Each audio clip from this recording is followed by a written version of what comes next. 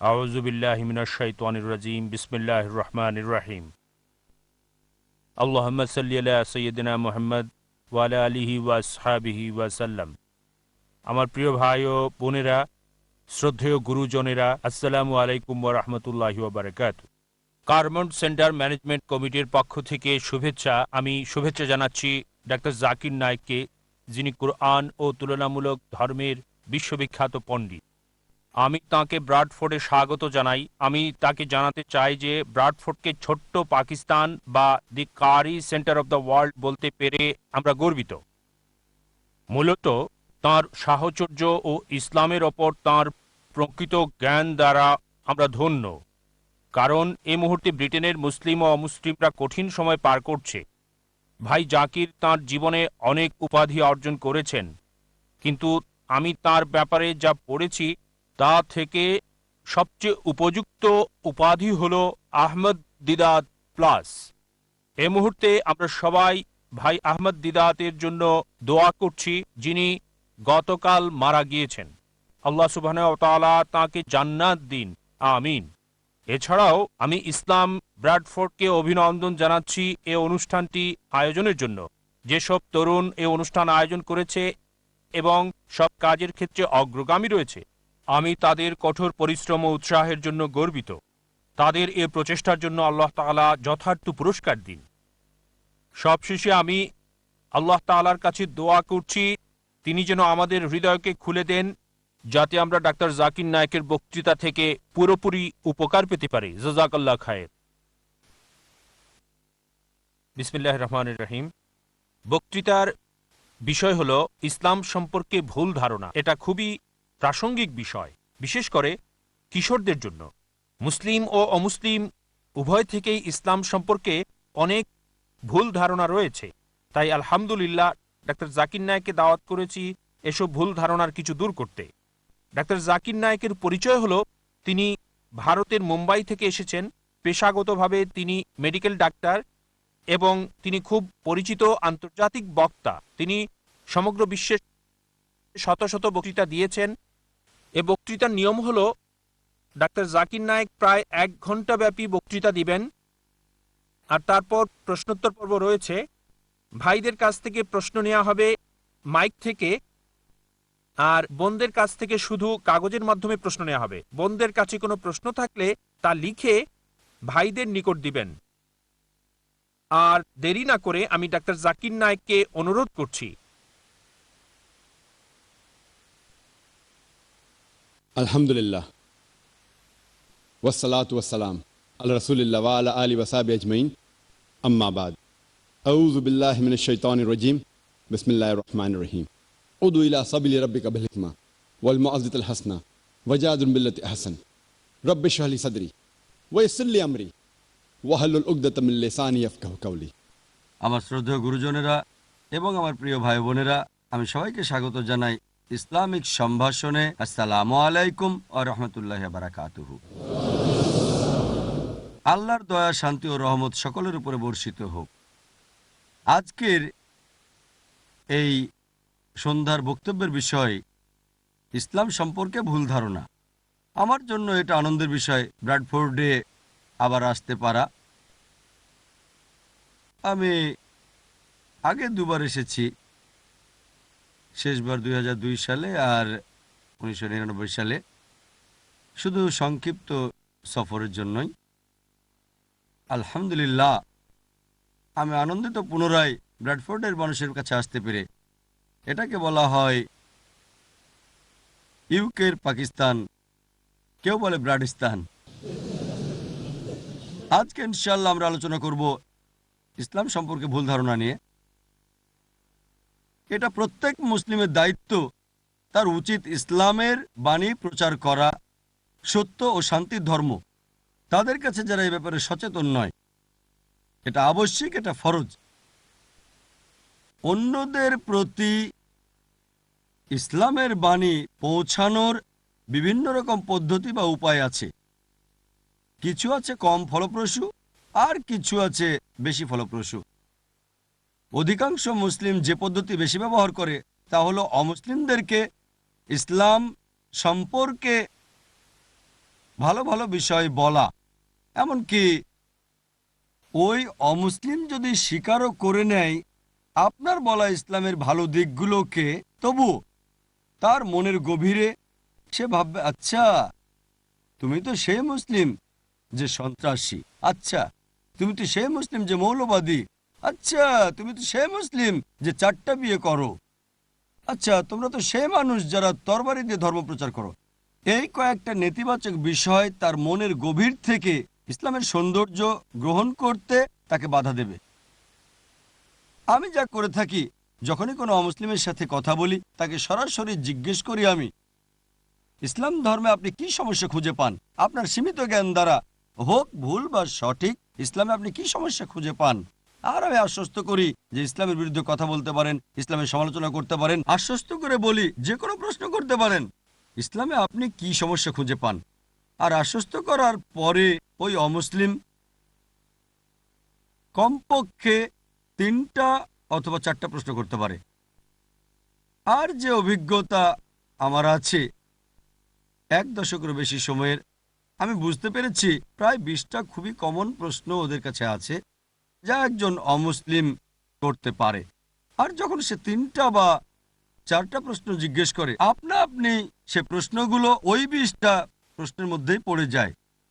তাই মুসলিমরা যদি মুখস্থ করে এই 20টা সাধারণ প্রশ্নের উত্তর, মুখস্থ করে কোরআন এবং হাদিস থেকে ও অমুসলিমদের ধর্মগ্রন্থের উদ্ধৃতি এবং যুক্তি ও বিজ্ঞানের প্রমাণ সহ জেনে রাখেন, তখন আপনি ওই অমুসলিমকে যদি ইসলাম ধর্ম গ্রহণ করাতে নাও পারেন, আপনি কমপক্ষে ইসলামের বিরুদ্ধে ওই অমুসলিমের যে বিদ্বেষ আছে তা দূর করতে পারবেন। কিভাবে এই 20টা সাধারণ প্রশ্ন এসেছে একজন অমুসলিমের মনে, মিডিয়া কিভাবে ইসলামকে উপস্থাপন করে, মূলত তার উপরই এটা নির্ভর করে।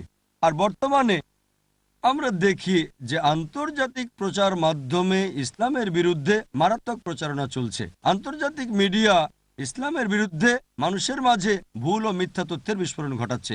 যখন আমরা পড়ি আন্তর্জাতিক সংবাদপত্র, আন্তর্জাতিক ম্যাগাজিন, শুনি আন্তর্জাতিক রেডিও সম্প্রচার অথবা দেখি আন্তর্জাতিক স্যাটেলাইট চ্যানেল, আমরা দেখি যে তারা ইসলাম সম্পর্কে ভুল ও মিথ্যা তথ্য দিয়ে যাচ্ছে। এটা প্রত্যেক মুসলিমের দায়িত্ব যে আমরা এইসব ভুল ধারণা দূর করে দেব। মিডিয়ায় ইসলামকে উপস্থাপনের উপর ভিত্তি করে এই 20টা প্রশ্নের সমষ্টি পরিবর্তিত হবে। কয়েক দশক আগে এই 20টা প্রশ্নের সমষ্টি ভিন্ন রকম ছিল, হয়তোবা কয়েক দশক পরে এটাও পরিবর্তিত হয়ে যাবে। মিডিয়া কিভাবে ইসলামকে উপস্থাপন করছে তার উপর ভিত্তি করে এই 20টা প্রশ্নের সমষ্টি পরিবর্তিত হতে থাকে। আর আলহামদুলিল্লাহ, আমি ভ্রমণ করেছি বিশ্বের বিভিন্ন প্রান্তে, হোক তা USA, Canada, UK, Singapore, Malaysia, Saudi আরব, ভারত। এই 20টা প্রশ্ন একই রকম, হয়তো একটা বা দুটো অতিরিক্ত প্রশ্ন থাকতে পারে এলাকার পারিপার্শ্বিকতার উপর ভিত্তি করে, কিন্তু বাকি 20টা প্রশ্ন একই রকম। সময়ের অভাবে সবগুলোর হয়তো উত্তর এখানে দেওয়া সম্ভব হবে না, তবে আমি কমপক্ষে অর্ধেক দেওয়ার চেষ্টা করব ইনশাল্লাহ। যা হোক, ওয়েবসাইটে দেখতে পারেন www.irf.net। আমি একটা বই লিখেছি, অমুসলিমদের জিজ্ঞাসিত সাধারণ প্রশ্নের উত্তর। বর্তমানে অমুসলিমদের জিজ্ঞাসিত ইসলাম সম্পর্কে সবচেয়ে বড় ভুল ধারণা, বিশেষ করে 9/11-এর পরে, যে মুসলিমরা হচ্ছে মৌলবাদী, চরমপন্থী, তারা সন্ত্রাসী। আমার মূল বইয়ে যেটা আমি 9/11-এর আগে লিখেছি, এটা 4 ও 5 নম্বরে ছিল, কিন্তু এখন এটা তালিকার শীর্ষে। মুসলিমদের মৌলবাদী বলা হয়। আসলে এই মৌলবাদী শব্দটার অর্থ কি? আবিধানিক অর্থে মৌলবাদী হলো সেই ব্যক্তি যে একটা নির্দিষ্ট বিষয় অথবা ক্ষেত্রের মূল নীতিকে কঠোরভাবে অনুসরণ করে। যেমন ধরেন, যদি কোনো গণিতবিদ ভালো গণিতবিদ হতে চান, তাহলে তাকে জানতে হবে, বুঝতে হবে এবং অনুশীলন করতে হবে গণিতের মূল সূত্রের। যদি না গণিতের ক্ষেত্রে তিনি মৌলবাদী হন, ভালো গণিতবিদ হতে পারবেন না। একজন বিজ্ঞানীর ভালো বিজ্ঞানী হতে চাইলে তাকে জানতে হবে, বুঝতে হবে এবং অনুশীলন করতে হবে বিজ্ঞানের মূল সূত্রের। যদি না সে বিজ্ঞানের ক্ষেত্রে মৌলবাদী হয়, ভালো বিজ্ঞানী হতে পারবে না। আপনি সব মৌলবাদীর চিত্র একই তুলি দিয়ে আঁকতে পারেন না যে সবাই ভালো অথবা সবাই মন্দ। ব্যক্তিটি কোন ক্ষেত্রে মৌলবাদী তার উপর ভিত্তি করে আপনাকে শ্রেণীবিন্যাস করতে হবে। একটা উদাহরণ, যদি একজন মৌলবাদী ডাকাত থাকে যার পেশা হচ্ছে ডাকাতি, সে সমাজের জন্য ক্ষতিকর। অপরদিকে যদি একজন মৌলবাদী ডাক্তার থাকে যে হাজারো মানুষের জীবন বাঁচায়, সে সমাজের জন্য কল্যাণকর। আপনি সব মৌলবাদীর চিত্র একই তুলি দিয়ে আঁকতে পারেন না যে সবাই ভালো অথবা সবাই মন্দ। ব্যক্তিটি কোন ক্ষেত্রে মৌলবাদী তার উপর ভিত্তি করে আপনাকে শ্রেণীবিন্যাস করতে হবে। আমার ব্যাপারটা হচ্ছে, মৌলবাদী মুসলিম হিসেবে আমি গর্ববোধ করি, কারণ আমি জানি, অনুসরণ করি এবং চেষ্টা করি ইসলামের মূল নীতিগুলো মেনে চলতে। আর আমি জানি যে ইসলামে এমন কোনো মূলনীতি নেই যা বিশ্ব মানবতার বিরুদ্ধে। হয়তো ইসলামের কিছু মূলনীতি থাকতে পারে যা কোনো অমুসলিমের কাছে মানবতা বিরুদ্ধ মনে হতে পারে, কিন্তু আমরা যখন তাদের কাছে পটভূমি ব্যাখ্যা করি যে ইসলামে কেন এইসব মূলনীতি আছে, কারণ এবং এর পেছনের যুক্তি আর পরিসংখ্যান দেখায়, এমন কোনো মানুষ নেই যে নিরপেক্ষ যে ইসলামের মাত্র একটা মূলনীতি দেখাতে পারে যা মানবতা বিরুদ্ধ। এ কারণে আমি বলি আমি গর্বিত একজন মৌলবাদী মুসলিম হতে পেরে। যদি ওয়েবস্টার ডিকশনারি পড়েন, এটা বলে মৌলবাদ শব্দটা প্রথম ব্যবহৃত হয়েছিল বিংশ শতাব্দীর গোড়ার দিকের প্রোটেস্ট্যান্ট খ্রিস্টানদের একটা দলকে বোঝাতে। প্রোটেস্ট্যান্ট খ্রিস্টানদের এই দলটা খ্রিস্টান গির্জার বিরোধিতা করেছিল। খ্রিস্টান গির্জাগুলো বিশ্বাস করত যে বাইবেলের কথাগুলো স্রষ্টার বাণী।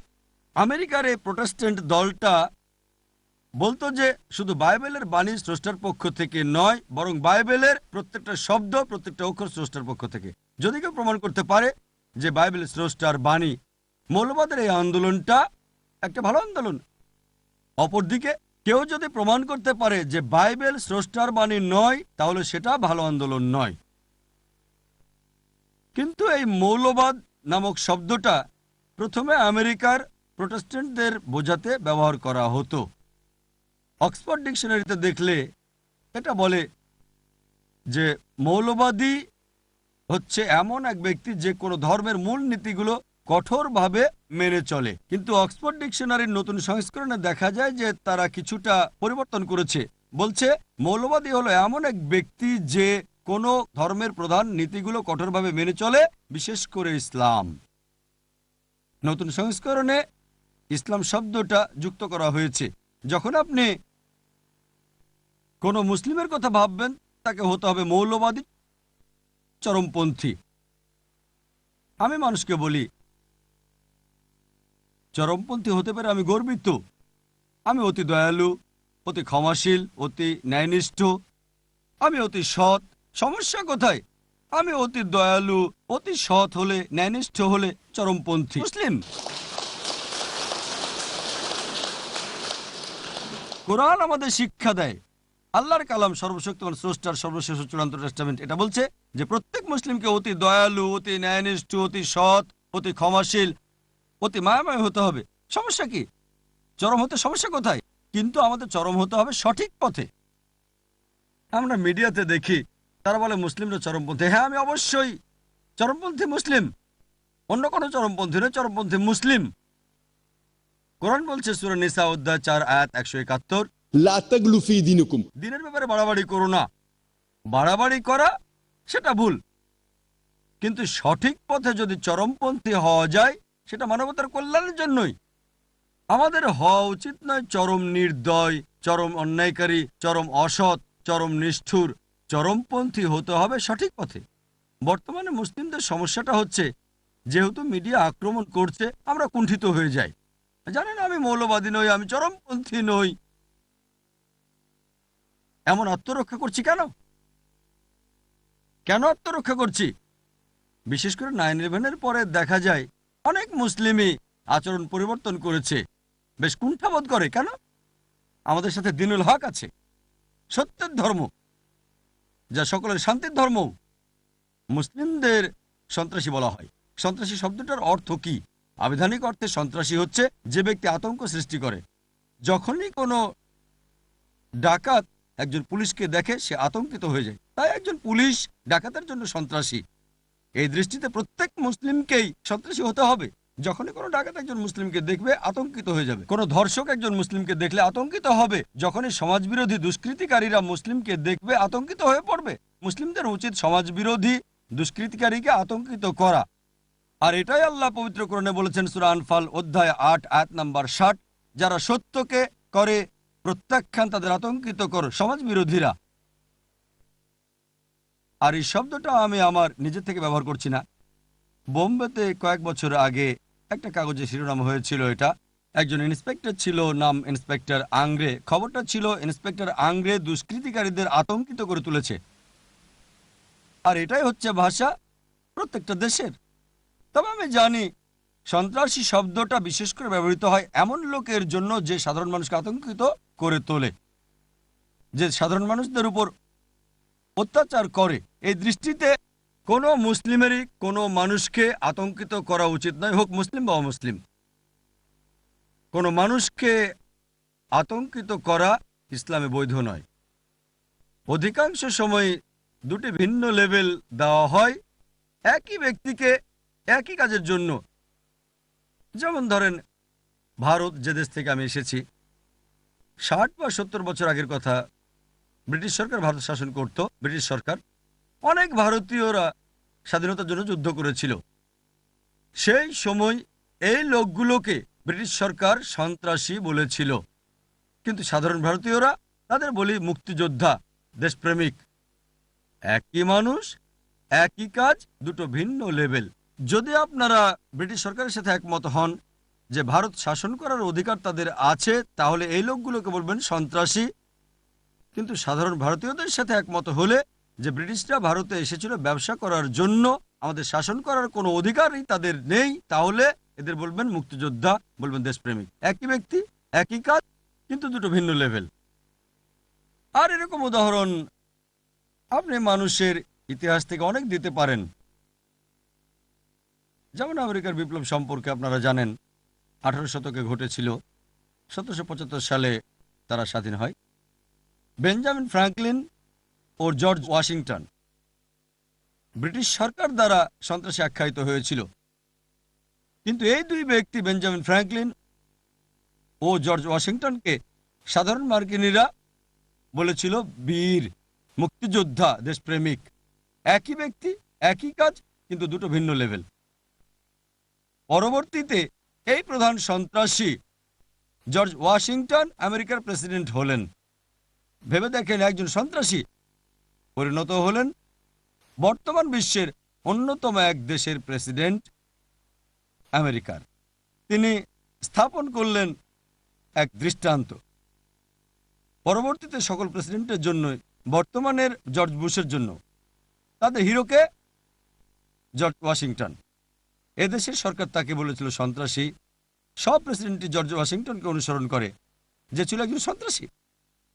আর বর্তমানে আমরা দেখছি এই দুই দেশ খুবই ঘনিষ্ঠ বন্ধু। চিন্তা করেন, এজন্য কোনো ব্যক্তিকে কোনো লেভেল দেওয়ার আগে প্রথমে খুঁজে বের করতে হবে কোন কারণে, কোন উদ্দেশ্যে লোকটা সংগ্রাম করছে। নেলসন ম্যান্ডেলার উদাহরণ দেই। দক্ষিণ আফ্রিকা স্বাধীন হওয়ার আগে বর্ণবৈষম্যের সরকার ছিল সেখানে। তারা ম্যান্ডেলাকে সন্ত্রাসী বলেছিল, গ্রেপ্তার করেছিল, কারারুদ্ধ করে রবেন দ্বীপে 25 বছরের বেশি রেখেছিল। পরবর্তীতে মুক্ত করে দেওয়া হয় এবং নতুন দক্ষিণ আফ্রিকার প্রেসিডেন্ট হলেন। শান্তিতে নোবেল পুরস্কারও তিনি পেলেন। দেখেন, একজন সন্ত্রাসী শান্তিতে নোবেল পুরস্কার পাচ্ছেন। সেজন্য কোনো কিছুর সাথে একমত হতে হলে প্রথমে সেটা পরীক্ষা করতে হবে। যেমন কোরআনে আল্লাহ বলেন সূরা হুজুরাত অধ্যায় 49 আয়াত 6, যখনই তোমরা কোনো খবর পাও অন্যকে বলার আগে সেটা পরীক্ষা করো। তথ্যটা পরীক্ষা করেন, কেন লোকটাকে এমন বলা হচ্ছে, এটা কি সত্য, এটা কি সঠিক? সঠিক হতে পারে, আবার নাও হতে পারে। আমি বলছি না যাদের সন্ত্রাসী বলা হয় তারা সবাই ভালো মানুষ, ভালো হতেও পারে, খারাপ হতে পারে। তারা আসলে সন্ত্রাসী যারা নিরপরাধ মানুষকে আতঙ্কিত করেছে। কিন্তু কোনো তথ্যের সাথে একমত হওয়ার আগে প্রথমে পরীক্ষা করতে হবে তথ্যটা সঠিক নাকি বেঠিক। আর এটা প্রত্যেক মানুষের দায়িত্ব, হোক মুসলিম বা অমুসলিম। দ্বিতীয়ত, ইসলাম সম্পর্কে যে বড় ভুল ধারণা আছে তা হচ্ছে জিহাদ শব্দটার ব্যাপারে। এটা শুধু অমুসলিমদের মধ্যেই নয়, এমনকি এই ধারণাটা রয়েছে মুসলিমদের মধ্যেও। মুসলিম অমুসলিম উভয়ই মনে করে যে কোনো যুদ্ধ যে কোনো কারণে যে কোনো মুসলিম করলে, হোক তা ব্যক্তিগত স্বার্থ, হোক সম্পত্তির জন্য, অথবা হোক এলাকার জন্য, অথবা ভাষার জন্য, তাকেই বলা হয় জিহাদ। যে কোনো যুদ্ধ যে কোনো কারণে যে কোনো মুসলিম করলে, হোক ব্যক্তিগত স্বার্থ, সম্পত্তি, সুনাম, এলাকা, সেটা আসলে জিহাদ না।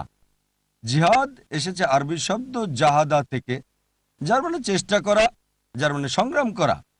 ইসলামের দৃষ্টিতে এর মানে চেষ্টা ও সংগ্রাম করা কারো নিজের মন্দ প্রবৃত্তির বিরুদ্ধে। জিহাদের আরও একটা মানে সমাজের উন্নতির জন্য চেষ্টা সংগ্রাম করা। জিহাদের আরও মানে যুদ্ধক্ষেত্রে প্রতিরোধ করতে চেষ্টা ও সংগ্রাম করা। জিহাদ অত্যাচারের বিরুদ্ধে প্রতিরোধকেও বোঝায়। জিহাদের মূল অর্থ হচ্ছে চেষ্টা ও সংগ্রাম করা। যেমন ধরেন, যদি কোনো ছাত্র পরীক্ষায় পাশের জন্য চেষ্টা সংগ্রাম করে থাকে, আরবিতে আমরা বলি সে জিহাদ করছে। সুতরাং জিহাদের মূল অর্থ চেষ্টা ও সংগ্রাম করা। অধিকাংশ মানুষের, মুসলিম বা অমুসলিম যাই হোক না কেন, উভয়েরই একটা ভুল ধারণা আছে যে জিহাদ হচ্ছে ইসলামের যুদ্ধ, শুধু মুসলিমরাই এটা করতে পারে। কোরআনে অনেক আয়াত আছে যা বলছে যে অমুসলিমরাও জিহাদ করে। কোরআনে আল্লাহ বলেন, সূরা লুকমান অধ্যায় নম্বর 31 আয়াত নম্বর 14, আমি মানুষকে তার বাবা মার প্রতি সদয় হওয়ার নির্দেশ দিয়েছি। তার মা তাকে কষ্টের পর কষ্ট সহ্য করে গর্ভে ধারণ করে থাকে। এটা বলছে সকল মানুষকে বাবা মার প্রতি সদয় হতে হবে, বিশেষ করে মায়ের প্রতি। এর পরের আয়াতেই সূরা লুকমান অধ্যায় নম্বর 31 আয়াত নম্বর 15, কিন্তু যদি তোমার বাবা মা জিহাদ করে, চেষ্টা ও সংগ্রাম করে, আল্লাহ সুবহানাহু ওয়া তাআলার সাথে অন্য কাউকে অংশীদার করতে যে বিষয়ে তোমার কোনো জ্ঞান নেই, তাদের কথা মানবে না, তবে তাদের সাথে সদয় ও সৎভাবে বসবাস করো। এখানে কোরআন বলছে, যখন অমুসলিম বাবা মা সন্তানকে জোর করে শিরক করতে, অর্থাৎ সর্বশক্তিমান স্রষ্টা আল্লাহ সুবহানাহু ওয়া তাআলা ব্যতীত অন্যের ইবাদত করতে তাদের মান্য করবে না, তবুও তাদের সাথে সদয় ও সৎভাবে বসবাস করো। আয়াত নম্বর 8, বাবা মার প্রতি সদয় ব্যবহার করতে মানুষকে নির্দেশ দিয়েছি। কিন্তু যদি তোমার বাবা মা জিহাদ করে, চেষ্টা ও সংগ্রাম করে, আল্লাহ সুবহানাহু ওয়া তাআলা ব্যতীত অন্য কারো ইবাদত করতে, তখন তাদের মান্য করবে না, তবে তাদের সাথে সদয় ও সৎভাবে বসবাস করো। কোরআন বলছে সূরা নিসা অধ্যায় নম্বর 4 আয়াত নম্বর 76, বিশ্বাসীরা আল্লাহ সুবহানাহু ওয়া তাআলার পথে যুদ্ধ করে, আর অবিশ্বাসীরা শয়তানের পথে যুদ্ধ করে থাকে। এখানে কোরআন জিহাদ ফি সাবিলিল্লাহর কথা বলছে, যেটা সঠিক। অন্যটা জিহাদ ফি সাবিলিশ শয়তান। শয়তানের পথে যুদ্ধ করাকে জিহাদ ফি সাবিলিশ শয়তান বলা হয়। বিভিন্ন প্রকারের জিহাদ আছে, কিন্তু শুধু জিহাদ বলা হলে এটা নিশ্চিতভাবে অধিকাংশ ক্ষেত্রে জিহাদ ফি সাবিলিল্লাহ, নির্দিষ্ট করা না হলে। অন্যথায় এটা বোঝা যায়, যখন কোনো মুসলিম জিহাদ শব্দটা ব্যবহার করে, বোঝা যায় এটা জিহাদ ফি সাবিলিল্লাহ, যদি না প্রসঙ্গ অনুযায়ী এটাকে নির্দিষ্ট করা হয়। জিহাদ শব্দটা সম্পর্কে আরেকটা ভুল ধারণা হচ্ছে, শুধু অমুসলিমরাই নয়, বরং তথাকথিত মুসলিম পণ্ডিতরাও এটাকে ভাষান্তর করে থাকে পবিত্র যুদ্ধ। এই পবিত্র যুদ্ধ শব্দটা ব্যবহৃত হয়েছিল ক্রুসেডদের বোঝাতে। খ্রিস্টানরা ধর্মের নামে হাজারো নিরপরাধ মানুষকে হত্যা করেছিল, তাদের ওই যুদ্ধকে পবিত্র যুদ্ধ বলা হতো। বর্তমানে এই শব্দটা দিয়ে বোঝায় জিহাদ। যখন কোনো প্রাচ্যবিদ ব্যবহার করেন জিহাদকে পবিত্র যুদ্ধ, দুর্ভাগ্যবশত কিছু তথাকথিত মুসলিম পণ্ডিত জিহাদকে পবিত্র যুদ্ধ রূপে ভাষান্তর করে থাকেন। আরবিতে পবিত্র যুদ্ধ শব্দটা হলো হারবুম মুকাদ্দাসা। এই হারবুম মুকাদ্দাসা কোরআনের কোথাও পাওয়া যাবে না, এমনকি রাসূল সাল্লাল্লাহু আলাইহি সাল্লামের হাদিসেও এটা কোথাও পাওয়া যায় না। জিহাদের মূল অর্থ হচ্ছে চেষ্টা ও সংগ্রাম করা। আমরা কি করব? আমাদের কুপ্রবৃত্তির বিরুদ্ধে চেষ্টা ও সংগ্রাম করব। আমরা চেষ্টা ও সংগ্রাম করে যাব আল্লাহ সুবহানাহু ওয়া তাআলার পথে। আমাদের চেষ্টা ও সংগ্রাম করা উচিত কোরআনে আল্লাহর নির্দেশনা অনুসরণ করতে। আর আমার মতে দাওয়া হচ্ছে বর্তমানে জিহাদের একটা গুরুত্বপূর্ণ ক্ষেত্র। ইসলামের বাণী পৌঁছে দেওয়া তাদের কাছে যাদের এ ব্যাপারে কোনো জ্ঞান নেই। তৃতীয়ত, ইসলামের ব্যাপারে যে ভুল ধারণা বর্তমানে, তাহলে ইসলাম তরবারি দ্বারা প্রচারিত হয়েছিল। ইসলাম এসেছে আরবি শব্দ সালাম থেকে, যার অর্থ শান্তি। এটা আমরা আরবি শব্দ সিলম থেকেও উদ্ভূত, যার অর্থ নিজের ইচ্ছাকে আল্লাহর কাছে সমর্পণ করা। সংক্ষেপে ইসলাম মানে সর্বশক্তিমান স্রষ্টার কাছে নিজের ইচ্ছাকে সমর্পণ করে শান্তি অর্জন করা। ইসলাম তরবারির মাধ্যমে প্রচারিত হয়েছিল, এটাকে ভাষান্তর করলে তরবারি দ্বারা শান্তি প্রচার হয়েছিল। এটা বরং স্ববিরোধী হচ্ছে, তরবারি দ্বারা শান্তি প্রচারিত হয়েছিল। যদি ভালো করে দেখেন, বিশ্বের প্রত্যেকটা দেশেই পুলিশ বিভাগ আছে। এই পুলিশ মাঝে মধ্যে শক্তি প্রয়োগ করে থাকে সমাজ বিরোধী দুষ্কৃতিকারীদের বিরুদ্ধে দেশে শান্তি বজায় রাখার জন্য। এই পুলিশ বাহিনীর দায়িত্ব হচ্ছে সমাজবিরোধী দুষ্কৃতিকারীর বিরুদ্ধে শক্তি প্রয়োগ করা, দেশে যেন শান্তি বিরাজ করে। একইভাবে ইসলামও এটা শান্তির ধর্ম, এমন ধর্ম যা শান্তি প্রচার করে। কিন্তু সর্বশেষ উপায় হিসেবে যদি কোনো সমাজবিরোধী দুষ্কৃতিকারী থাকে যারা দেশে অরাজকতা করতে চেষ্টা করে, যদি দেশের ক্ষতি করতে চায়, তবে শান্তি বজায় রাখতে সর্বশেষ উপায় হিসেবে শক্তি প্রয়োগ করা যেতে পারে। আর তরবারি দ্বারা ইসলাম প্রচারিত হয়েছিল, এই অভিযোগের উত্তরটা ডি লেসি ওলেরি নামে একজন বিখ্যাত ঐতিহাসিক খুব সুন্দরভাবে দিয়েছেন। তার বইয়ে ইসলাম এট দ্য ক্রস রোড ৮ম পৃষ্ঠায় তিনি লিখেছেন, ইতিহাসে এটা প্রমাণ করে যে উগ্র মুসলিমরা সমগ্র বিশ্বব্যাপী তরবারির জোরে ইসলাম চাপিয়ে দিয়েছে। এটা অন্যতম একটা আষাঢ়ে গল্প, উদ্ভট ও অবাস্তব কাহিনী, যা বিশ্বাসযোগ্য নয়। উগ্র মুসলিমরা সমগ্র বিশ্বব্যাপী তরবারির জোরে ইসলাম প্রচার করেছে। এটা একটা আষাঢ়ে গল্প, উদ্ভট ও অবাস্তব কাহিনী, যা ঐতিহাসিকরা বারবার বলেছেন। আমরা মুসলিমরা স্পেনকে ৮০০ বছর শাসন করেছি। পরবর্তীতে ক্রুসেডরা এসে মুসলিমদের তাড়িয়ে দেয়। একজন মুসলিমও ছিল না যে প্রকাশ্যে আজান দিতে পারত। আর আমরা মুসলিমরাই আরব ভূমিকে শাসন করছি ১৪০০ বছর ধরে। ব্রিটিশরা কয়েক বছর ছিল, কয়েক বছর ফরাসিরাও ছিল। সর্বোপরি আমরা এখন পর্যন্ত আরব ভূমির প্রধান হয়ে গত ১৪০০ বছর শাসন করছি। এমনকি আজও আরবে ১৪ মিলিয়নের বেশি আরব আছে যারা কপ্টিক খ্রিস্টান। কপ্টিক খ্রিস্টান মানে বংশ পরম্পরায় খ্রিস্টান। আর এই ১৪ মিলিয়ন আরব কপ্টিক খ্রিস্টান, তারাই শাহাদা দিচ্ছে, সাক্ষ্য দিচ্ছে যে ইসলাম তরবারি দ্বারা প্রচারিত হয়নি। আমরা মুসলিমরা ভারত শাসন করেছে ১০০০ বছরেরও বেশি। আর বর্তমানে ৮০% বেশি ভারতীয়রা হচ্ছে অমুসলিম। ভারতের এই ৮০% বেশি অমুসলিম শাহাদা দিচ্ছে ইসলাম তরবারি দ্বারা প্রচারিত হয়নি। যদি চাইতাম তাহলে প্রত্যেক অমুসলিমকে তরবারির জোরে ইসলাম গ্রহণ করতে বাধ্য করা যেত, তা আমরা করিনি। ইসলাম এটা করার অনুমতি দেয় না। এই ৮০% উপরে ভারতের ৮০ মিলিয়ন অমুসলিম, তারা সাক্ষ্য দিচ্ছে, শাহাদা দিচ্ছে যে ইসলাম তরবারি দ্বারা প্রচারিত হয়নি। বর্তমানে যে দেশে সবচেয়ে বেশি মুসলিম আছে সেটা ইন্দোনেশিয়া। ২০০ মিলিয়নেরও বেশি মুসলিম। কোন মুসলিম আর্মি ইন্দোনেশিয়ায় গিয়েছিল? মালয়েশিয়ায় গিয়েছিল, যেখানে ৫০%-এরও বেশি মুসলিম আছে। আফ্রিকার পূর্ব উপকূলে কোন মুসলিম আর্মি গিয়েছিল? কোন তরবারি? এটা বুদ্ধির তরবারি। থমাস কার্লাইল, বিখ্যাত ঐতিহাসিক, তার বই হিরোজ অ্যান্ড হিরো ওয়ারশিপে লিখেছেন, তার মতে নবী মুহাম্মদ সাল্লাল্লাহু আলাইহি সাল্লাম ছিলেন ১ নম্বর। তাই তরবারি পেতে হবে। সেই তরবারি পাবেন কোথায়? প্রথমে প্রত্যেক মতাদর্শ একজন ব্যক্তির মাথায় আসে, আর যদি শুধু একজনও তা বিশ্বাস করে, তবে সে তরবারি নিয়ে প্রচার করা আপনি শুরু করে দেন। প্রথমে তরবারি খুঁজতে হবে। থমাস কার্লাইল বুদ্ধির তরবারির কথা বলেছেন। যেমন কোরআনে আল্লাহ বলেছেন, সূরা নাহাল অধ্যায় নম্বর ১৬ আয়াত নম্বর ১২৫। আমার বক্তব্যের শুরুতে আয়াতটা বলেছি। আল্লাহ বলেন, উদু ইলা সাবিলি রাব্বিকা বিল হিকমা ওয়াল মুআযিতাল হাসানা ওয়াজাদিল বিল্লাতি আহসান। মানুষকে তোমার প্রতিপালকের পথে আহ্বান করো, হিকমত ও সদুপদেশ দ্বারা তাদের যুক্তি দেখাও, তাদের সাথে তর্ক করো সবচেয়ে উত্তম ও গ্রহণযোগ্য পন্থায়। একটা প্রবন্ধ ছিল ১৯৮৪ সালে রিডার্স ডাইজেস্ট পত্রিকায়, সেটা ছাপা হয়েছিল। দ্য প্লেন ট্রুথ ম্যাগাজিনে ছাপা হয়েছিল। এটাতে ৫০ বছরে প্রধান ধর্মগুলোর অনুসারী বৃদ্ধির পরিসংখ্যান ছেপেছিল 1934 থেকে 1984 পর্যন্ত। আর সবচেয়ে বেশি বৃদ্ধি পেয়েছিল ইসলামের অনুসারী 235%, খ্রিস্টান ধর্ম মাত্র 47%। একটা প্রশ্ন করছি, 1934 সাল থেকে 1984 এই দীর্ঘ 50 বছরের মধ্যে কোন যুদ্ধ হয়েছিল যা অমুসলিমদেরকে ইসলাম গ্রহণে বাধ্য করেছে? কোন যুদ্ধ? বর্তমানে আমেরিকায় দ্রুত প্রসার লাভকারী ধর্ম হচ্ছে ইসলাম, ইউরোপে দ্রুত প্রসার লাভকারী ধর্ম হচ্ছে ইসলাম। আমি জিজ্ঞেস করছি, কে এই সব মার্কিনীদের তরবারির জোরে ইসলাম গ্রহণে বাধ্য করছে? কে ইউরোপিয়ানদের, ব্রিটিশদের তরবারির জোরে ইসলাম গ্রহণে বাধ্য করছে? আমরা জানি মিডিয়া সব সময় বলে যে ইসলাম নারীদের অবমূল্যায়ন করে।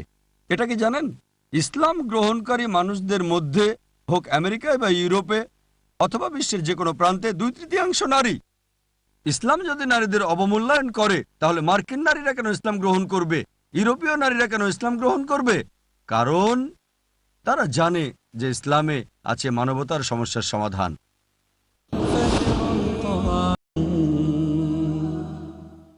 আর মিডিয়া যাই করুক, আমি কোরআনের আয়াতে বিশ্বাস করি যেখানে আল্লাহ বলেন, সূরা ইমরান অধ্যায় নম্বর 3 আয়াত নম্বর 54, মকরু মকরাল্লাহ ওয়াল্লাহু খায়রুল মাকিরিন। তারা চক্রান্ত করেছিল, আল্লাহ কৌশল করেছিলেন, নিশ্চয়ই আল্লাহ কৌশলীদের শ্রেষ্ঠ।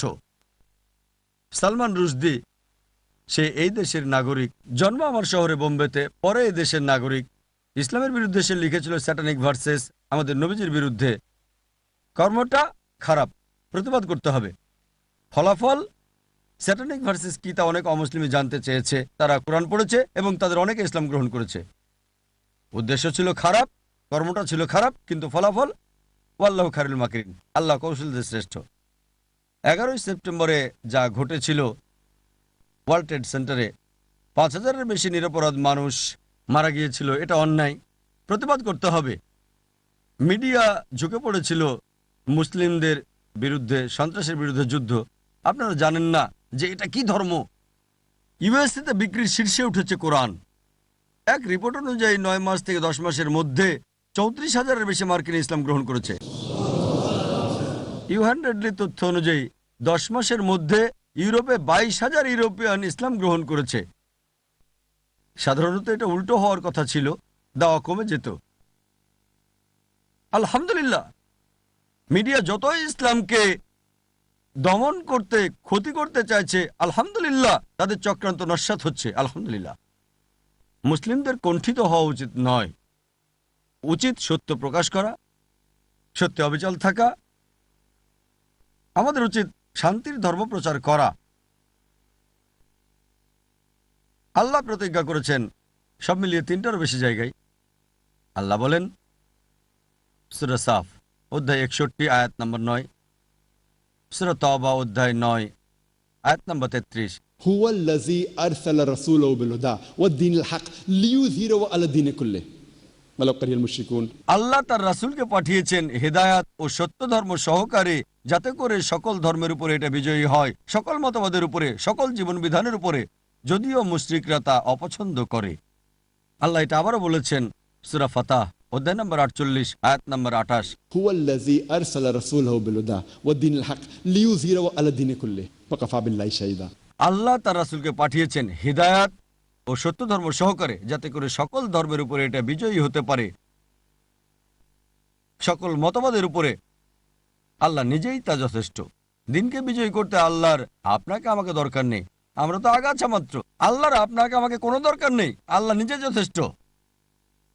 আমাদেরকে আল্লাহর কোনো দরকার নেই। তার রাসূলের রেখে যাওয়া কাজ করতে আল্লাহ শুধু আমাদের সুযোগ দিয়েছেন। আপনারা কি মনে করেন যদি ইসলামের কথা না বলেন তাহলে ইসলাম প্রচার হবে না? যদি মনে করেন ইসলাম প্রচার হচ্ছে কারণ আমরা দাওয়া দিচ্ছি, এজন্য আমরা মুসলিমরা দায়িত্ব পালন করছি না। যা কিছু হচ্ছে আল্লাহ করছেন, এক্ষেত্রে আমাদের কোনো ক্রেডিট নেই, কোনো ক্রেডিট নেই। আমার মতে আমরা ইসলামের বাণী প্রচার করছি না, আমরা সত্য বলতে মুখ খুলতে ভয় পাই। তাই এই আয়াতগুলোতে আল্লাহ বলেছেন আপনাকে আমাকে ছাড়াই এই দিন বিজয়ী হবে, আমরা তো আগাছা মাত্র। তিনি আমাদের সুযোগ দিচ্ছেন রাসূলের কাজ করতে এবং রাসূলের পুরস্কার পেতে।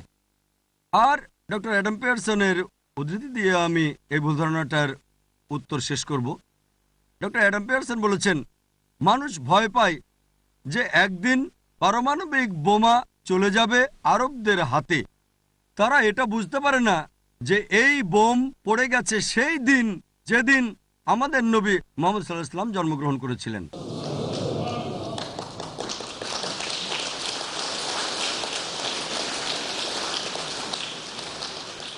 অমুসলিমদের জিজ্ঞাসিত চতুর্থ প্রশ্ন, ইসলাম কেন পুরুষকে একের অধিক বিয়ের অনুমতি দেয়? 11 সেপ্টেম্বরের আগে 1 নম্বর প্রশ্ন ছিল এটা, এখন তালিকার নিচে নেমে গেছে 4 নম্বর প্রশ্ন। তবুও আছে এটা শীর্ষ 20-এর মধ্যেই।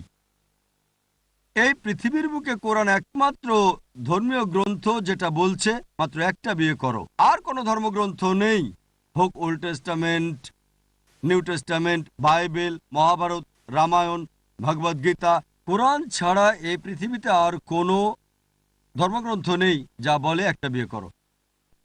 যদি হিন্দু ধর্মগ্রন্থ পড়েন রামায়ণ, রামের বাবা রাজা দশরথ, তার একের বেশি স্ত্রী ছিল।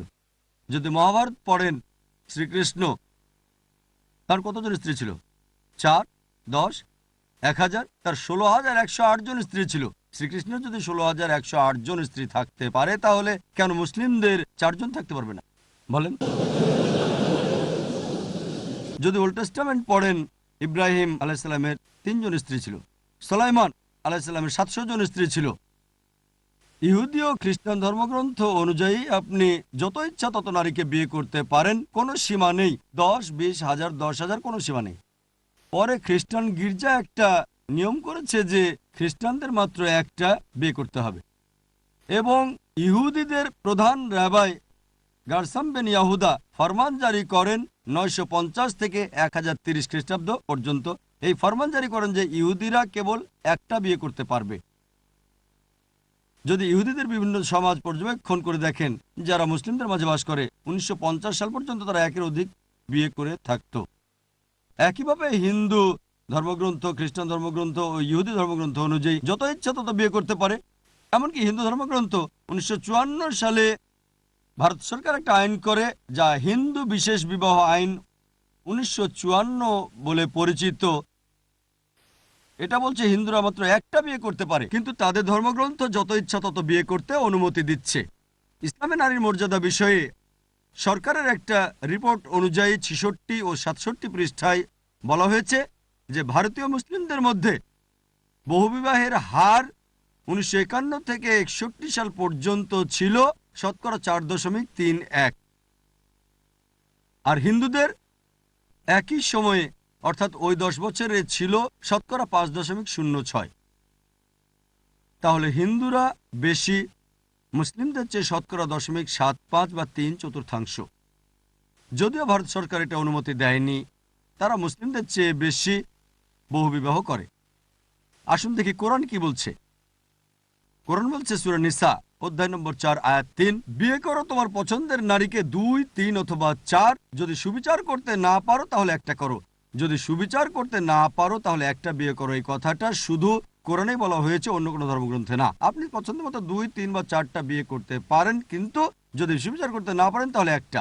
কোরআন বলছে সূরা নিসা অধ্যায় 4 আয়াত 129, তোমার স্ত্রীদের প্রতি সমান বিচার করতে পারবে না, তাদের সবার থেকে মুখ ফিরিয়ে নিও না। তার মানে কঠিন, অর্থাৎ 4টা বিয়ে করা ইসলামে আবশ্যিক বা ফরজ না।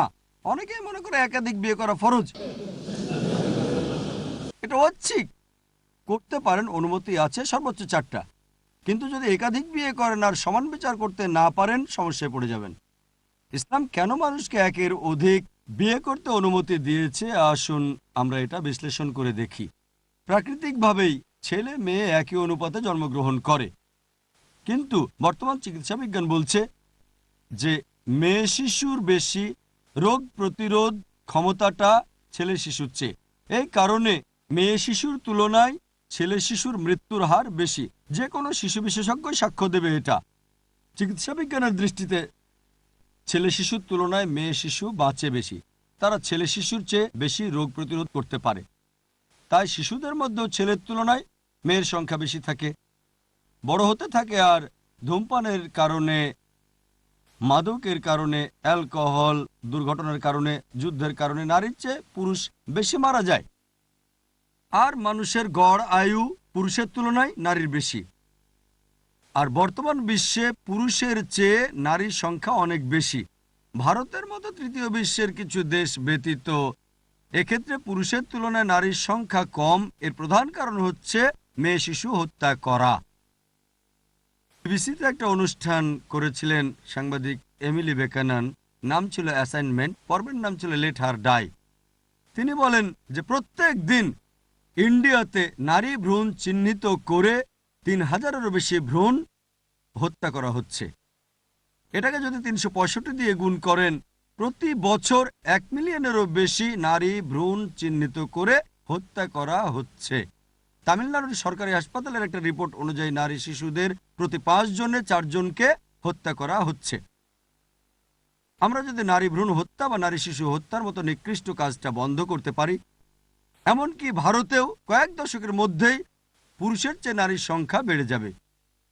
শুধু নিউ ইয়র্কেই পুরুষের চেয়ে নারীর সংখ্যা ১ মিলিয়নেরও বেশি। যুক্তরাষ্ট্রে পুরুষের চেয়ে নারীর সংখ্যা ৭.৮ মিলিয়নের বেশি। শুধু ইউকেতে, আপনাদের এই দেশে পুরুষের চেয়ে নারীর সংখ্যা ৪ মিলিয়নেরও বেশি। শুধু জার্মানিতে পুরুষের চেয়ে নারীর সংখ্যা ৫ মিলিয়ন বেশি। শুধু রাশিয়াতে পুরুষের চেয়ে নারীর সংখ্যা ৯ মিলিয়নেরও বেশি।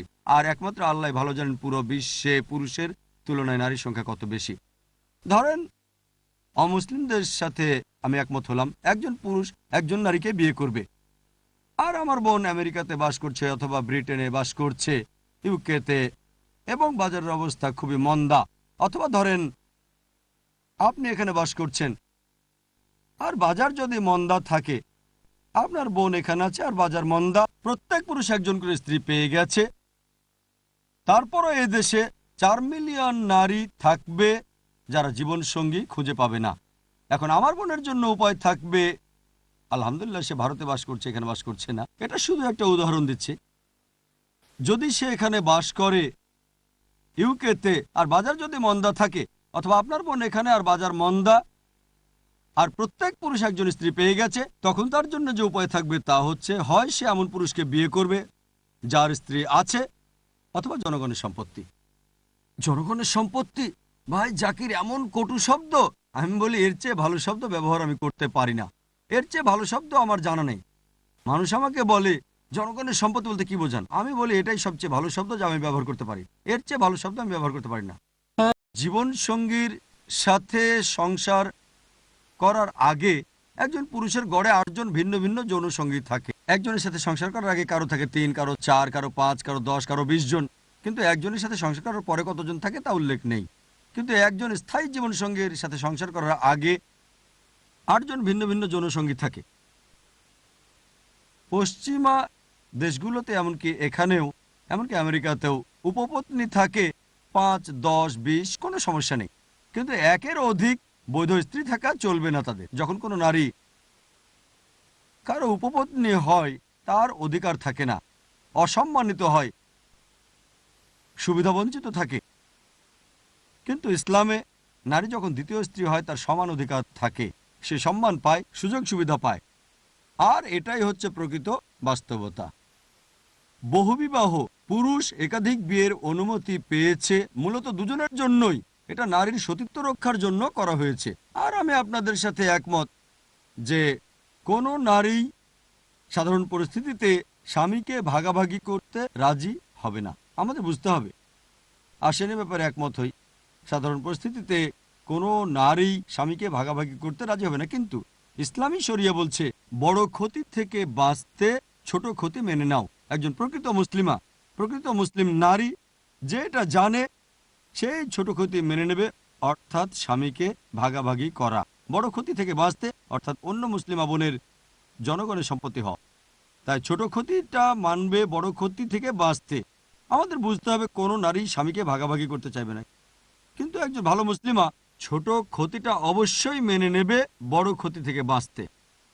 পরবর্তী প্রশ্ন হচ্ছে প্রশ্ন নাম্বার ৫। ইসলাম যদি একজন পুরুষকে একের অধিক স্ত্রী রাখার অনুমতি দেয়, কেন নারীকে একের অধিক স্বামী রাখার অনুমতি দেয় না? কিন্তু প্রাকৃতিকভাবে পরিসংখ্যান বলছে এটার অনুমতি দেওয়া হলে অনুপাতটাকে উল্টে দিতে হবে। কিন্তু প্রধান উত্তর হচ্ছে যে একজন পুরুষের যদি একাধিক স্ত্রী থাকে এবং সন্তান জন্ম হয়, সহজে শনাক্ত করতে পারবেন কে বাবা আর কে মা। কিন্তু একজন নারীর যদি একাধিক স্বামী থাকে, ধরেন দুজন স্বামী, একজন সন্তান জন্ম হলো, মাকে শনাক্ত করতে পারবেন কিন্তু বাবাকে শনাক্ত করতে পারবেন না। স্কুলে ভর্তি করতে যান যদি, সেখানে বাবার নাম লিখতে বললে হয়তো তখন দুজনের নামে লিখতে হবে। বর্তমানে মনস্তাত্ত্বিকগণ বলেন বাচ্চারা যদি বাবা আর মার নাম না জানে, একজনের অথবা উভয়েরই, তাহলে তাদের বাল্যকালটা ভালো হয় না। এ কারণে আপনারা দেখবেন যে পতিতাদের সন্তানের বাল্যকালটা খুবই খারাপ।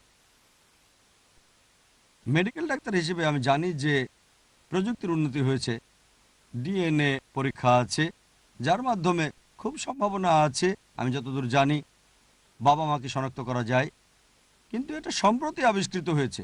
যদি বলেন যে এটা 100% সঠিক, কিন্তু ইসলামের অনুমতি নেই। এটাই একমাত্র কারণ নয়, আরো বহু কারণ আছে। যেমন ধরেন, নারীর তুলনায় পুরুষের বহুগামিতার প্রকৃতি জোরালো। শারীরিক যোগ্যতায় একজন পুরুষ একাধিক স্ত্রীর দায়িত্ব নিতে পারে। একজন স্ত্রী কিন্তু একাধিক স্বামীর দায়িত্ব পালন করতে পারে না, কারণ মাসিক ঋতুর সময় তার মানসিক পরিবর্তন দেখা যায়। এ কারণে হাদিস বলছে রজস্রাবের কালে স্ত্রীর প্রতি সদয় হতে হবে। অনেক কিছুই করা যাবে না, আপনি তালাক দিতে পারবেন না। ভেবে দেখেন, এই পরিস্থিতিতে যদি সে একাধিক স্বামীর স্ত্রী হয়, তাহলে সবার দায়িত্ব সে পালন করতে পারবে না। উপরন্তু বিজ্ঞান আমাদের বলছে যে যদি একজন নারীর একাধিক যৌন সঙ্গীত থাকে এবং সবার সাথে মেলামেশা করে থাকে, তখন যৌন সংক্রামক ব্যাধিতে আক্রান্ত হওয়ার সম্ভাবনাটা প্রবল থাকে। ফলে স্বামীরাও সংক্রমিত হবে। এটা পুরুষের ক্ষেত্রে ঘটে না। একজন পুরুষের যদি একাধিক যৌন সঙ্গী থাকে এবং সবার সাথে মেলামেশা করে থাকে, তখন এরকম হয় না। এটা চিকিৎসা বিজ্ঞান। আল্লাহ তার অসীম জ্ঞানে জানেন। এ কারণে আমি উল্লেখ করছি সূরা নিসা অধ্যায় 4 আয়াত নম্বর 24, বিবাহ বন্ধনে আবদ্ধ নারীকে বিয়ে করো না। ষষ্ঠ অভিযোগ বা ভুল ধারণা হচ্ছে ইসলাম পর্দায় রেখে নারীদের অবমূল্যায়ন করে থাকে, হিজাব। এই উত্তরটা নিয়ে আলোচনা করার আগে পটভূমি জানতে হবে। যখন ব্যাবিলনীয় সভ্যতার ইতিহাস পড়ি, আমরা দেখি যে কোনো পুরুষ কাউকে হত্যা করলে তার শাস্তির বদলে তার স্ত্রীকে মৃত্যুদণ্ড দেওয়া হতো। আমরা যখন গ্রিক সভ্যতার ইতিহাস পড়ি, নারীরা অধিকার বঞ্চিত ছিল, নিপীড়িত ছিল। তারা একটা কাল্পনিক নারীতে বিশ্বাস করত, যার নাম ছিল পান্ডোরা, যে সমাজের সকল দুর্ভাগ্যের কারণ ছিল। পতিতাবৃত্তি ছড়িয়ে পড়েছিল। রোমান সভ্যতার ইতিহাস দেখি, নারীরা শুধু যৌনতা আর উপভোগের বস্তু ছিল। পতিতাবৃত্তি ও নগ্নতার ব্যাপক প্রসার ছিল। মিশরীয় সভ্যতায় নারীকে ডাইনি ও শয়তানের প্রতীক হিসেবে গণ্য করা হতো। আরব সভ্যতায় কোরআন নাজিল হওয়ার আগে মেয়ে শিশু জন্মালে তাকে জীবন্ত পুঁতে ফেলা হতো। আলহামদুলিল্লাহ সুম্মা আলহামদুলিল্লাহ, কোরআন নাজিল হওয়ার পরে আরব ভূমিতে নিকৃষ্ট কর্মকাণ্ড বন্ধ হয়েছিল, কিন্তু দুর্ভাগ্যবশত এই বর্বরতা এখনো বহু দেশে চলছে, এমনকি ভারতেও, যেখান থেকে আমি এসেছি। ইসলাম নারীর জন্য হিজাবের বিধান দিয়েছে অবমূল্যায়ন নয়, মর্যাদা বৃদ্ধির জন্য। কোরআন এবং নবী মুহাম্মদ সাল্লাল্লাহু আলাইহি সাল্লাম উভয়ই মূলত প্রধান পৃষ্ঠপোষক ইসলামে নারীর মর্যাদা বৃদ্ধি করায়। তারা এমন পথ দেখিয়েছে যে নারীদের অধিকার দেওয়ার পরে, ইসলামে নারীর অধিকার বিষয়ে আমার লেকচার দেখতে পারেন, তারা পথও দেখিয়েছে কিভাবে অধিকার রক্ষা করতে হয়। শুধু অধিকার দেওয়া যথেষ্ট নয়, অধিকার রক্ষার উপায়ও দেখিয়েছে। আর হিজাব নারীর মর্যাদাকে সুরক্ষিত করে। অনেক বক্তা হিজাব সম্পর্কে কথা বলে, নারীর জন্য হিজাব, নারীর জন্য। কিন্তু আল্লাহ সুবহানাহু ওয়া তাআলা কোরআনে প্রথমে বলেছেন পুরুষের হিজাবের কথা, তারপর নারীর কথা। আল্লাহ কোরআনে বলেন সূরা নূর অধ্যায় নম্বর 34 আয়াত নম্বর 30, মুমিন পুরুষদের বলো যেন দৃষ্টি নত করে, লজ্জাস্থানের হেফাজত করে। যখনই একজন পুরুষ কোনো নারীকে দেখে এবং কোনো অসৎ চিন্তা, কুচিন্তা তার মাথায় আসে, সে দৃষ্টি নত করবে। একবার এক মুসলিম এক মেয়ের দিকে অনেকক্ষণ তাকিয়েছিল। বললাম, আপনি কি করছেন? ইসলামে তো এটা অনুমতি নেই। তিনি আমাকে বললেন, প্রিয় নবী বলেছেন প্রথমবার দেখা যাবে, দ্বিতীয়বার নিষিদ্ধ। আমি অর্ধেক দেখাই শেষ করিনি। যখন নবী বলেছেন প্রথমবার দেখা যাবে, দ্বিতীয়বার নিষিদ্ধ, তিনি কি বুঝিয়েছেন? তার মানে এই না যে আপনি নারীর দিকে 10 মিনিট ধরে পলক না ফেলে তাকিয়ে থাকবেন আর বলবেন এখনো দেখা আমি শেষ করিনি। রাসূল বুঝিয়েছেন অনিচ্ছাকৃতভাবে যদি কোনো নারীর দিকে চোখ পড়ে যায়, তার সৌন্দর্য উপভোগ করতে আর তাকাবেন না। কোরআনের পরবর্তী আয়াত সূরা নূর অধ্যায় 24 আয়াত 31, নারীর হিজাবের কথা বলছে। কোরআনে আল্লাহ বলেন, মুমিন নারীদের বলো সে যেন দৃষ্টিনত আর লজ্জাস্থানের হেফাজত করে, সৌন্দর্য প্রকাশ না করে, মুখ আর হাতের কবজি বাঁধে এবং মাথার কাপড় দিয়ে ঘাড় ও বুক ঢাকে। এদের ছাড়া যেন সৌন্দর্য প্রকাশ না করে তার স্বামী, বাবা, পুত্র এবং অন্যান্য মাহারাম বা ঘনিষ্ঠ আত্মীয় যাদের সে বিয়ে করতে পারবে না। কোরআন ও সহিহ হাদিসের হিজাবের এই 6টা শর্ত আছে। প্রথম শর্ত হচ্ছে পুরুষের নাভি থেকে হাঁটু পর্যন্ত, আর নারীর পুরো শরীর ঢাকতে হবে, শুধু যেটুকু দেখা যাবে তা মুখমণ্ডল আর হাতের কবজি পর্যন্ত। বাকি 5টা নারী পুরুষ উভয়ের জন্য একই রকম। দ্বিতীয়ত, পোশাক এত আঁটোসাঁটো হবে না যা দেহের আকৃতি বোঝা যায়। তৃতীয়ত, কাপড় এমন স্বচ্ছ হবে না যাতে ভেতরটা দেখা যায়। চতুর্থ, কাপড় এত জাঁকজমকপূর্ণ হবে না যা বিপরীত লিঙ্গকে আকৃষ্ট করে। পঞ্চম, বিপরীত লিঙ্গের পোশাকের মতো এটা হবে না, অবিশ্বাসীদের পোশাকের মতো হবে না। এটা 6 নাম্বার। মূলত হিজাবের এই 6টা শর্ত, এগুলোই প্রধান শর্ত, তবে এগুলোই পূর্ণাঙ্গ হিজাব নয়। পূর্ণাঙ্গ হিজাবের মধ্যে আছে নারীর কথা বলার ধরন, হাঁটার ধরন, নারীর চিন্তা, আচরণের বৈশিষ্ট্য, অথবা পুরুষের কথা বলার ধরন, পুরুষের চিন্তা, পুরুষের আচরণের বৈশিষ্ট্য, আছে অন্তরের হিজাব, চোখের হিজাব, চিন্তার হিজাব। এই সব কিছু মিলেই পূর্ণাঙ্গ একটা হিজাব। আর আমাদের প্রিয় নবী মুহাম্মদ সাল্লাল্লাহু আলাইহি ওয়াসাল্লাম বলেছেন, এটার উল্লেখ আছে সূরা আহজাব অধ্যায় নম্বর 33 আয়াত নম্বর 59, হে নবী, বলুন আপনার স্ত্রী ও কন্যাদের এবং বিশ্বাসী নারীদের তারা যখন বাইরে যায় যেন চাদর পরে, এতে করে তাদেরকে চেনা সহজ হবে, ফলে তাদেরকে উত্ত্যক্ত করা হবে না। কোরআন বলছে নারীদের জন্য হিজাবের বিধান দেওয়া হয়েছে যেন তাদের উৎপীড়ন থেকে রক্ষা করা হয়। একটা উদাহরণ দিচ্ছি। ধরেন একেবারে একই রকম জমজ 2 বোন, দুজন অপূর্ব সুন্দরী, সমান সুন্দরী, ব্র্যাডফোর্ডের রাস্তা দিয়ে হেঁটে যাচ্ছে তারা। তাদের মধ্যে একজন পরেছে ইসলামী হিজাব, সম্পূর্ণ দেহ আবৃত, শুধু কবজি পর্যন্ত হাত আর মুখমণ্ডল খোলা। অন্যজন পরেছে পশ্চিমাদের পোশাক, মিনিস্কার্টস বা শর্টস, আর দুজনে ব্র্যাডফোর্ডের রাস্তা দিয়ে হেঁটে যাচ্ছে। আর সামনের মোড়ে এক বখাটে ওত পেতে বসে আছে মেয়েদের উত্ত্যক্ত করার জন্য। আমি জানতে চাই কোন মেয়েকে উত্ত্যক্ত করবে সে? যে মেয়ে ইসলামী হিজাব পরেছে তাকে, নাকি যে পশ্চিমা পোশাক পরেছে তাকে উত্ত্যক্ত করবে? কাকে উত্ত্যক্ত করবে? কোন মেয়েকে? স্বভাবতই যে পশ্চিমা পোশাক পরেছে তাকে। কোরআন সঠিক কথা বলেছে যে নারীর জন্য হিজাবের বিধান দেওয়া হয়েছে যা তাকে উৎপীড়ন থেকে রক্ষা করে। এরপর ইসলামিক শরিয়া বলছে যদি কেউ ধর্ষণ করে তার শাস্তি মৃত্যুদণ্ড। অমুসলিমরা বলে মৃত্যুদণ্ড? এই বিজ্ঞান ও প্রযুক্তির যুগে ইসলাম বর্বর ধর্ম, জীবনের এখানে কোনো মূল্যই নেই। কিন্তু আমি যখন প্রশ্ন করি, এই প্রশ্নটা হাজারো অমুসলিমকে আমি করেছি, যে স্রষ্টা না করুক কেউ আপনার মাকে ধর্ষণ করলো, আর আপনি বিচারকের আসনে বসে আপনার সামনে ধর্ষককে হাজির করা হয়েছে, আপনি তাকে কি শাস্তি দিবেন? বিশ্বাস করেন তাদের 100 ভাগই বলেছে যে তাকে মৃত্যুদণ্ড দেব। কেউ কেউ বলেছে তাকে নির্যাতন করে মেরে ফেলবো আমরা। তাহলে কেন এই দ্বিমুখী নীতি? আপনার মাকে ধর্ষণ করলে মৃত্যুদণ্ড দিবেন, কিন্তু অন্যের মাকে ধর্ষণে মৃত্যুদণ্ড দিলে বলেন এটা বর্বর আইন। কেন এই দ্বিমুখী নীতি? আমেরিকাকে বিশ্বের মধ্যে সবচেয়ে উন্নত দেশ বলে ধরা হয়ে থাকে। এটা কি জানেন? অন্যান্য দেশের তুলনায় ধর্ষণের হারও এখানেই সবচেয়ে বেশি। 1990 সালের FBI এর পরিসংখ্যান এটা বলছে যে শুধু 1990 সালেই প্রতিদিন গড়ে 1756টা কেস ছিল ধর্ষণের। ইউএস ডিপার্টমেন্ট অব জাস্টিসের ক্রাইম ব্যুরোর পরিসংখ্যান অনুযায়ী 6 বছর পরে 1996 সালে প্রতিদিন গড়ে 2713টা কেস ছিল ধর্ষণের। 1990 সালে 1756টা ছিল, 1996 সালে 2713টা কেস। হয়তো আমেরিকানরা সাহসী হয়ে গেছে আরো।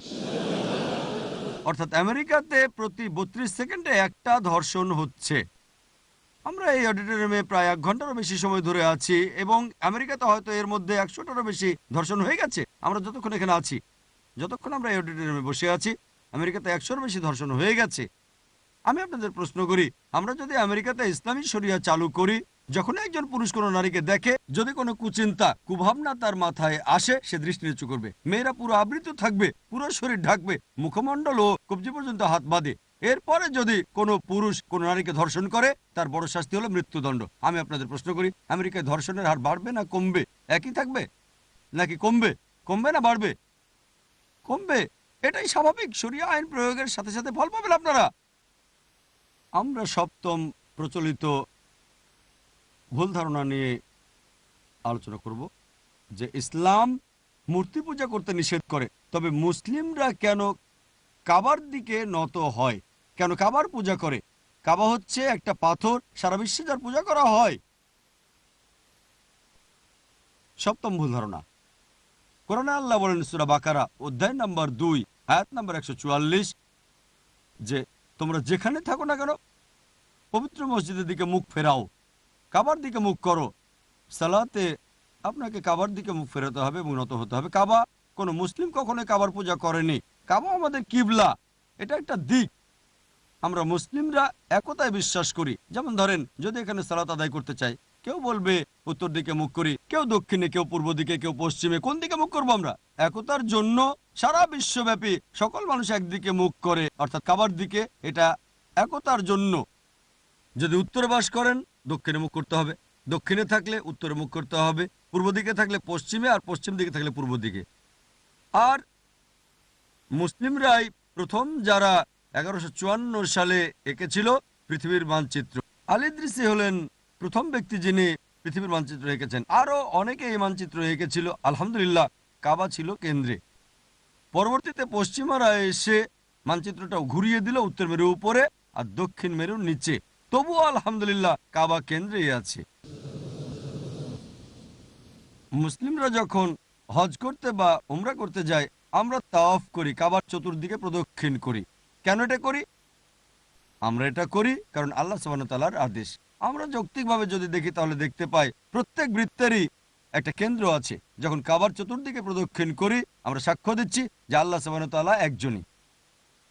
আর হযরত ওমর রাদিয়াল্লাহু আনহু, আল্লাহ তাকে শান্তিতে রাখুন, ইসলামের দ্বিতীয় খলিফা, বলেছেন, এটা আছে সহিহ বুখারীতে দ্বিতীয় খণ্ড বুক অফ হজ অধ্যায় নম্বর 56 হাদিস নম্বর 675। হযরত ওমর রাদিয়াল্লাহু আনহু বলেছেন, তিনি হাজরা আসওয়াদ বা কালো পাথরকে বুঝিয়েছেন, এই কালো পাথরটা আমার কোনো উপকার অথবা কোনো ক্ষতি করতে পারে না।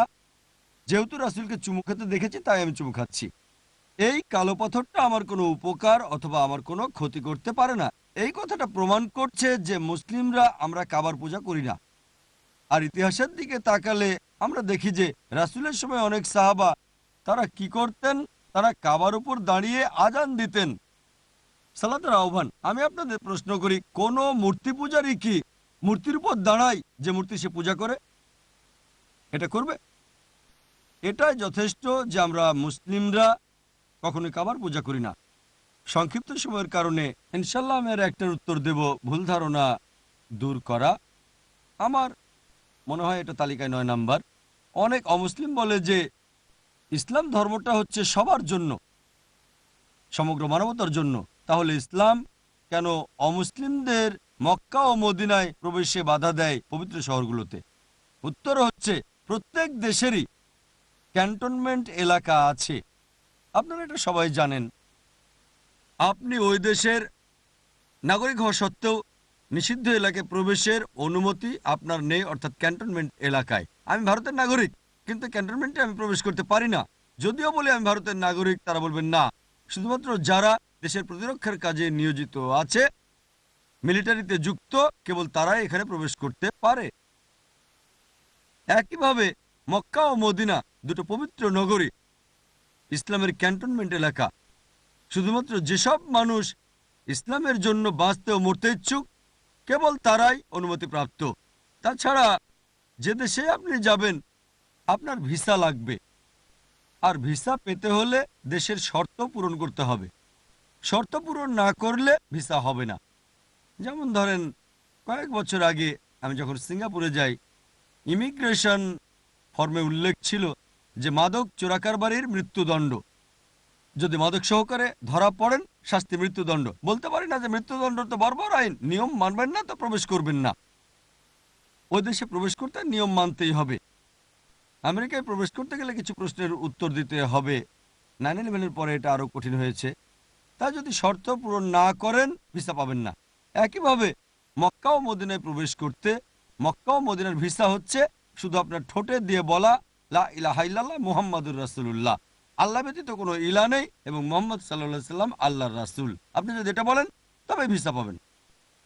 এখানে সময় কম, ইনশাল্লাহ আপনারা যদি অন্যান্য প্রচলিত ভুল ধারণা জানতে চান ওয়েবসাইটে দেখতে পারেন www.irf.net। আমি সাধারণত প্রশ্নোত্তর পর্বে অংশগ্রহণ করতে পছন্দ করি, যা আমার খুবই পছন্দের। মতের আদান প্রদানই বেশি ভালো। অবশ্যই এই লেকচারও প্রশ্নোত্তরের ভিত্তিতে ছিল। ইনশাল্লাহ আমরা উন্মুক্ত প্রশ্নোত্তর পর্ব পাবো। আমি কোরআনের একটা আয়াতের উদ্ধৃতি দিয়ে শেষ করছি। সূরা ইসরা অধ্যায় নম্বর 17 আয়াত নম্বর 81 বলা হয়েছে, वकुल जाल हक वजाकल बातिल इन्नल बातिल कान ज़हूका। সত্যের আগমন হলে মিথ্যা বিলুপ্ত হয়ে যায়, কারণ মিথ্যা তো বিলুপ্ত হবারই জন্য। ও আখির দাওয়ানা আলহামদুলিল্লাহ রাব্বিল আলামিন।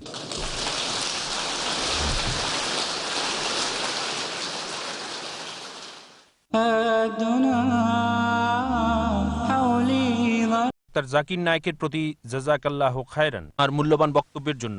এখন আমরা প্রশ্ন গ্রহণ করব। সামনে একটি মাইক আছে। কোনো ভাই প্রশ্ন করতে আগ্রহী হলে দয়া করে লাইনে দাঁড়ান। মনে রাখতে হবে, নিয়ম হলো প্রশ্ন হতে হবে সংক্ষিপ্ত এবং প্রাসঙ্গিক, বক্তৃতা হলে চলবে না। বোনদের থেকেও প্রশ্ন আছে, তাই প্রশ্ন পালাক্রমে হবে। ভাইদের মধ্য থেকে কেউ প্রশ্ন করতে চাইলে দয়া করে সামনে লাইনে দাঁড়ান। অমুসলিমরা প্রশ্ন করার ক্ষেত্রে অগ্রাধিকার পাবেন। কোনো অমুসলিম থাকলে তারা প্রশ্ন করতে অগ্রাধিকার পাবেন। চিরকুটের চেয়ে মাইক্রোফোন থেকে প্রশ্ন আমি বেশি পছন্দ করি। বোনেরা চিরকুটে প্রশ্ন লিখতে পারেন। ভাইদের জন্য চিরকুটের চেয়ে মাইকে আমার পছন্দ। আমি চিরকুটের পক্ষে নই, কারণ চিরকুটের কথা বললে শত শত জন এসে অভিযোগ করে যে আমার উত্তর দেননি কেন। আমাদের এই পর্বটা উন্মুক্ত। এখানে লাইনে দাঁড়ান, যিনি মাইক্রোফোনে প্রথম আসবেন ইনশাল্লাহ তিনি সুযোগ পাবেন। ইসলাম ও তুলনামূলক ধর্ম বিষয়ে প্রশ্ন করেন অথবা ইসলাম সম্পর্কে ভুল ধারণা, এটাতে আমার বিশেষত্ব। আর কোনো অমুসলিম থাকলে মাইক্রোফোনের সামনে আসতে অনুরোধ করছি। তাদেরকে আমরা আগে সুযোগ দিতে চাই।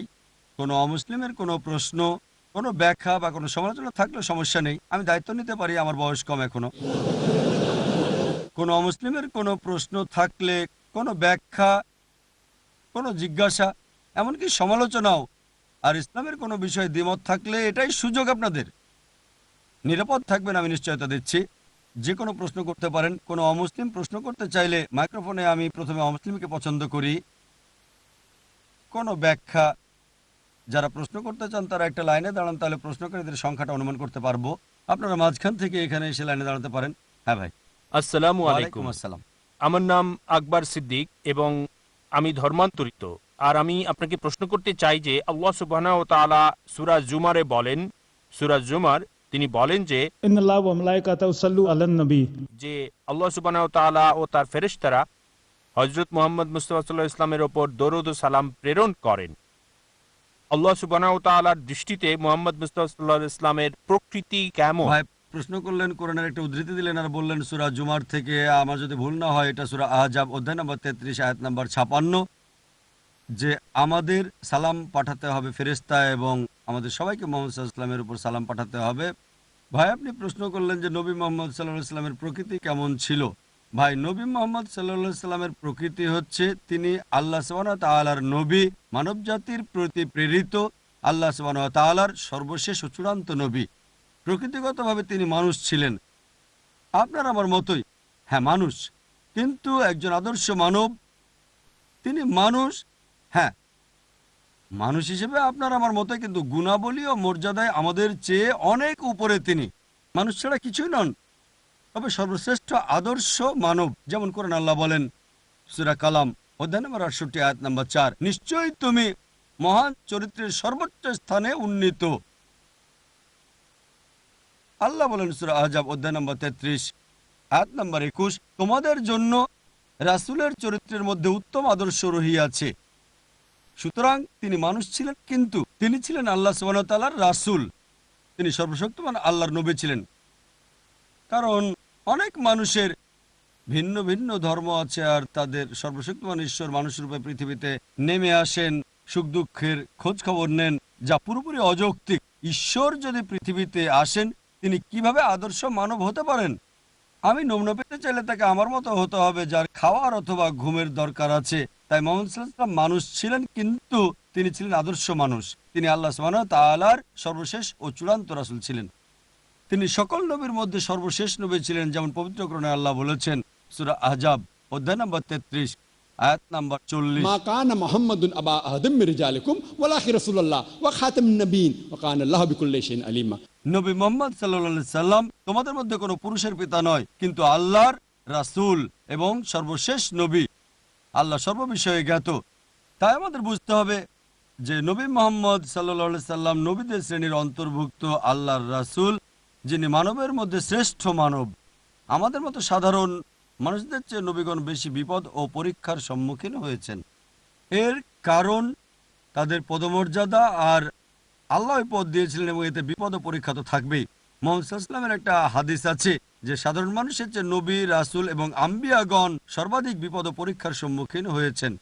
তাই তিনি এক আদর্শ মানব ছিলেন, তিনি ছিলেন শ্রেষ্ঠ আদর্শ, কিন্তু মানুষ তিনি বাশার। আলহামদুলিল্লাহ সুম্মা আলহামদুলিল্লাহ, আল্লাহ সুবহানাহু ওয়া তাআলার পরে যাকে আমরা ভালোবাসি, অনুসরণ করি আর তার জন্য মরতে পারি, তিনি মুহাম্মদ সাল্লাল্লাহু আলাইহি ওয়াসাল্লাম। কিন্তু তিনি আল্লাহ সুবহানাহু ওয়া তাআলার রাসূল এবং আদর্শ মানব। আশা করি উত্তরটা পেয়েছেন। এক বোন প্রশ্ন করেছেন, বহু বিবাহ সম্পর্কে অনেক প্রশ্ন আছে এবং প্রশ্ন হচ্ছে আল্লাহর লিখিত ভাগ্য মেনে নিতে বিবাহিতা নারী কিভাবে উৎসাহিত হতে পারে যে আমি অন্য স্ত্রী গ্রহণ করবে, সে তার স্বামীর জন্য অন্য স্ত্রী গ্রহণ করাকে মেনে নিতে পারবে? বোন প্রশ্ন করলেন যে নারী কিভাবে তার স্বামীর অন্য স্ত্রী গ্রহণ করাকে মেনে নিতে পারে, যা আমি আমার উত্তরে বিস্তারিত আলোচনা করেছি। ইসলাম কেন বহু বিবাহকে অনুমতি দেয় তার কারণও বলেছি, অর্থাৎ পুরুষের একাধিক স্ত্রী নারী কিভাবে মেনে নিতে পারে। তিনি ভালো মুসলিমা হলে এবং প্রয়োজন থাকলে, আর তিনি যদি মনে করেন যে প্রত্যেক পুরুষের দ্বিতীয় স্ত্রী আবশ্যক নয়, এটা আবশ্যক নয়, কিন্তু স্ত্রী যদি মনে করেন দ্বিতীয় স্ত্রী স্বামীর দরকার, তবে স্ত্রীর উচিত অনুমতি দেওয়া, এটা গ্রহণযোগ্য। আর স্ত্রী যদি মনে করেন সমাজের জন্য এটা দরকার। কিন্তু দুর্ভাগ্যবশত আমরা সমাজে যা দেখি, আমি উপদেশ দিচ্ছি না যে প্রত্যেক মুসলিমের একের অধিক স্ত্রী থাকা দরকার, এটা সম্ভব না, কারণ এটা হলে পুরো অনুপাতটা উল্টে যাবে। যদি প্রয়োজন হয় তবে ঠিক আছে। আমি লেকচারে বলেছি মাঝে মাঝে কিছু পুরুষ অতি কামুক হয়ে থাকে, কিন্তু পশ্চিমা সমাজে স্বামীর বিয়ের বাইরে মেলামেশায় স্ত্রী কিছুই মনে করে না। 5 জন 10 জন 20 জন কোনো সমস্যা নেই, কিন্তু মাত্র একজন বৈধ স্ত্রী হলে সহ্য করতে পারে না।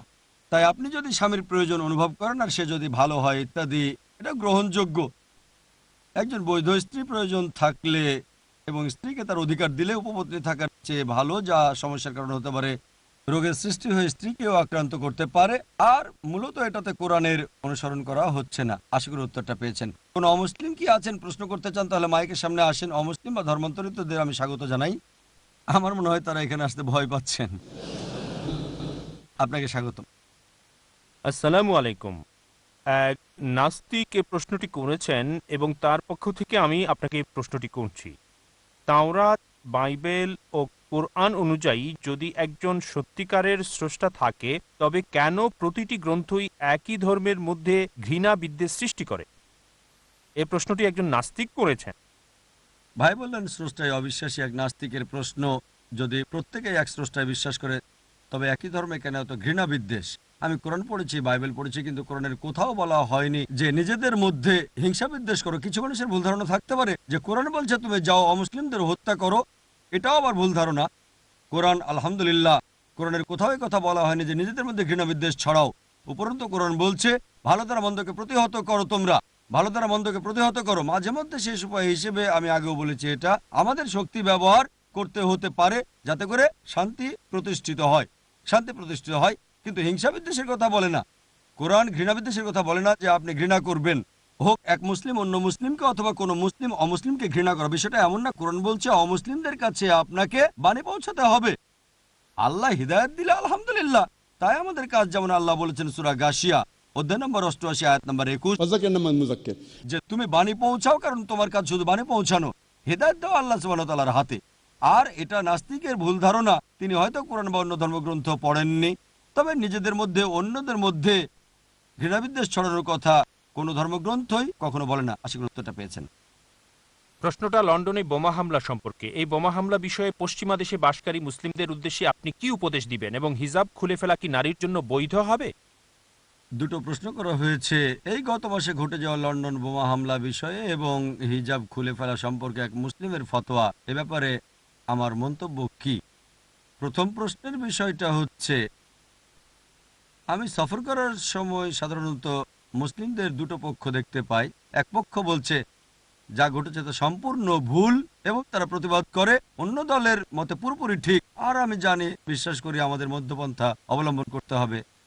আমার উত্তর হচ্ছে, গত মাসে লন্ডনে 50 জনের বেশি নিরপরাধ মানুষ হত্যা করা হয়েছিল। 50 জনের বেশি।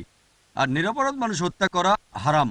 আল্লাহ বলেন সূরা মাইদা অধ্যায় নম্বর 5 আয়াত নম্বর 32, যদি কেউ কোনো মানুষকে হত্যা করে, আর সেটা যদি হত্যা বা পৃথিবীতে সন্ত্রাস সৃষ্টির কারণে না হয়, সে যেন পুরো মানবজাতিকেই হত্যা করলো। কোরআন বলছে কোনো মানুষ যে কোনো মানুষকে হত্যা করুক, হোক মুসলিম বা অমুসলিম, হোক সে হিন্দু, ইহুদি, খ্রিস্টান, মুসলিম, সে যেন পুরো মানবজাতিকেই হত্যা করলো। আর যদি কেউ কোনো মানুষকে রক্ষা করে, সে যেন পুরো মানবজাতিকেই রক্ষা করলো। 50 জনের বেশি নিরপরাধ মানুষ নিহত হয়, এটার প্রতিবাদ করি। অনেক মুসলিম সংগঠনের প্রধান, আলেম, জ্ঞানী, বিশেষজ্ঞ আমেরিকা, ইউকে বলছে এটার প্রতিবাদ করি। আলহামদুলিল্লাহ, তারা যা করেছে তা ঠিক, কিন্তু আমার মনে হয় এটা যথেষ্ট নয়। আমি একমত যে লন্ডনের এই ঘটনা ছিল ভুল, ইসলামের বিরুদ্ধে। আমরা নিন্দা করি। 9/11-এ যা ঘটেছিল আমরা তার প্রতিবাদ করি। ওয়ার্ল্ড ট্রেড সেন্টারে 5,000-এর বেশি মানুষ হত্যা করা হয়েছিল। আমরা থামব না, প্রতিবাদ করি। আফগানিস্তানে হাজারো মানুষ হত্যা করার প্রতিবাদ করি। ইরাকে হাজার হাজার মানুষ হত্যারও। একই সঙ্গে কেন দ্বিমুখী নীতি? গুজরাটে হাজারো মানুষ হত্যার আমরা প্রতিবাদ করি। দুর্ভাগ্যজনক হচ্ছে আমরা মুসলিমরা কাপুরুষে পরিণত হয়েছি। আমি এই শব্দটা ব্যবহার করতে চাইনি। আমরা সাহস হারিয়েছি আর হয়েছি কাপুরুষ। কেন কেন ভীত সন্ত্রস্ত? ভুল তো ভুলই, প্রতিবাদ করি। কেন দ্বিমুখী নীতি? কেন দ্বিমুখী নীতি? আসলে জানি না কারা এটা করেছে। আমরা জানি না কারা এটা করেছে। তাহলে মিডিয়া কেন এই অপপ্রচার করছে? ইসলাম সন্ত্রাসবাদ, মুসলিম সন্ত্রাসবাদ। দেখেন আইআরএতে যা ঘটেছিল, আইআরএ আইরিশ, আচ্ছা কে এটাকে ক্যাথলিক সন্ত্রাসবাদ বলে? তারা তো ক্যাথলিক ছিল, এটা ক্যাথলিকবাদ। তাদেরকে ক্যাথলিক সন্ত্রাসবাদ বলা হয় না। কোনো মুসলিম করলেই সেটা মুসলিম সন্ত্রাসী হয়ে যায়। মুসলিম সন্ত্রাসী তারা সমাজের কুলাঙ্গারদের ধরে নিয়ে গিয়ে তাদের এমনভাবে প্রচার করে যেন তারা আদর্শ মুসলিম। আমাদের সমাজে কুলাঙ্গার আছে, আমি সমর্থন করার চেষ্টা করছি না, আমাদের আছে। ভাবেন এমন এক ব্যক্তি সবচেয়ে বেশি মানুষকে হত্যা করেছিল, কে সে? কে? হিটলার। 6 মিলিয়ন ইহুদি, 6 মিলিয়ন। আমরা কি বলি যে 6 মিলিয়ন ইহুদিকে হত্যার জন্য খ্রিস্টান ধর্ম বলছে? মুসলিনি তিনি কে? খ্রিস্টান ছিলেন। যখন মিডিয়া বলে যে মাদ্রাসাগুলো বন্ধ করে দেওয়া উচিত, কারণ মাদ্রাসাগুলো দাঙ্গা ছড়ায় এবং অন্য মানুষকে মারার প্রশিক্ষণ দেয়। হিটলার কোন মাদ্রাসায় পড়েছিল? মুসলিনি কোন মাদ্রাসার ছাত্র ছিল? কোন মাদ্রাসা? তাই এই ক্ষেত্রে আমাদের বুঝতে হবে, সত্য কথা বলতে হবে। ভুল তো ভুলই। সন্ত্রাসবাদ ও জিহাদের বিষয়ে লেকচার দিয়েছিলাম, আর মার্কিন কনসুলেট জেনারেল আমাকে প্রশ্ন করেছিল, ভাই জাকির, আপনি কি মনে করেন ওসামা বিন লাদেন সন্ত্রাসী? আমি বলেছিলাম যে সন্ত্রাসী বলতে যদি নিরপরাধ মানুষকে আতঙ্কিত করা বোঝানো হয়, তাহলে আমি ব্যক্তিগতভাবে তাকে চিনি না। আমি তার বন্ধু নই, আমি তাকে চিনি না, তার শত্রুও নই। কোরআন বলছে সূরা হুজুরাত অধ্যায় নম্বর 49 আয়াত নম্বর 6, যখনই তোমরা কোনো খবর পাও তৃতীয় ব্যক্তিকে বলার আগে তা পরীক্ষা করো। বিবিসি, সিএনএনের উপর ভিত্তি করে আমি বলতে পারি না।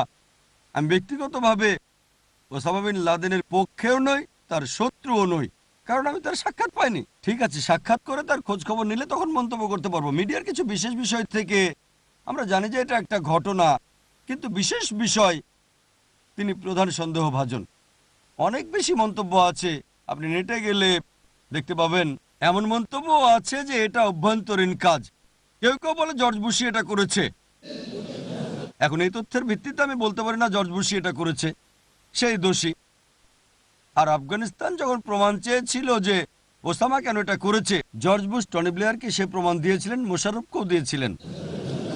তর্কের খাতিরে যদি আমরা মেনে নিই যে ওসামা বিন লাদেনই এটা করেছিল, কিভাবে আপনি আফগানিস্তানে হাজারো নিরপরাধ মানুষকে হত্যা করতে পারেন মাত্র একজনের জন্য? এটা করতে পারেন? কোন ধর্ম অনুমতি দেয় আপনাকে? কোন ধর্ম? আর এটা পরীক্ষা করতে হবে না, আমরা নিজেই দেখতে পাই তিনি টেলিভিশনে বলেছেন আমরা আফগানিস্তান আক্রমণ করতে যাচ্ছি, আর হাজারো মানুষ মারা যাচ্ছে, এবং বিবিসি সিএনএন আমরা হামলা করতে দেখেছি, এটা প্রমাণিত। যদি এখন জিজ্ঞেস করেন কে 1 নম্বর সন্ত্রাসী, আমি বলবো জর্জ বুশ।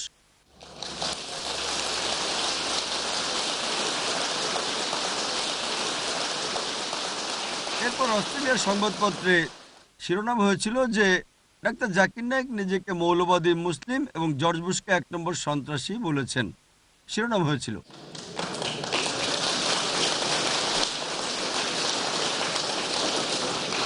কয়েক বছর আগে লন্ডনে আমি একটা লেকচার দিচ্ছিলাম, আর সেখানে এক তরুণ, বলতে চাই না সে কোন দলের ছিল, ইসলাম ও সন্ত্রাসবাদ বিষয়ে লেকচারের সময় সে খুব খুশি হয়ে দাঁড়িয়ে বলল, তাকবীর, আল্লাহু আকবার, জর্জ বুশের মৃত্যু হোক।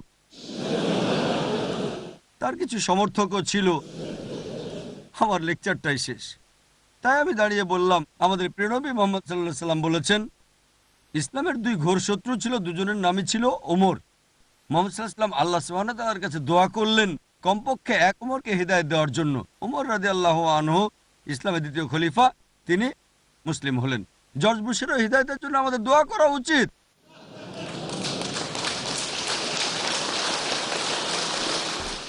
মুসলিমদের সমস্যা হলো মুখ খুলি, কিন্তু কিভাবে খুলতে হয় সেটা জানি না। যদি জর্জ বুশকে হিদায়াতের জন্য বলি, কেউ আমাকে দোষ দিতে পারবে?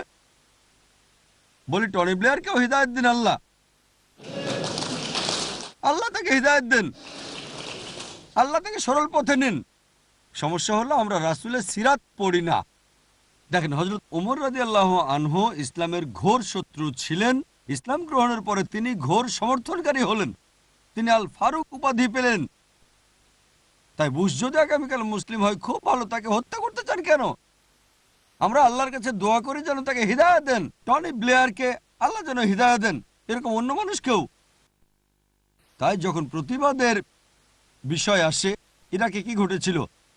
মানব বিধ্বংসী অস্ত্র, কোনো মানব বিধ্বংসী অস্ত্র পাওয়া যায়নি। কি ঘটেছিল? আমরা স্বীকার করি যে তখনকার শাসক সাদ্দাম হোসেন, অবশ্যই তিনি ভালো মুসলিম ছিলেন না, স্বীকার করে তিনি ভালো ছিলেন না, কিন্তু এখনকার ইরাকের অবস্থাটা দেখেন আপনারা। হ্যাঁ, সাদ্দাম হোসেনের সময় খারাপ ছিল, কিন্তু এখন আরো খারাপ। পরিস্থিতি খারাপ ছিল, কিন্তু এখন আরো খারাপ। ডাকাতি বেশি, ইরাকের সমস্যা আরো বেশি, আরো নারী ধর্ষিত হচ্ছে, কোনো নিরাপত্তা নেই।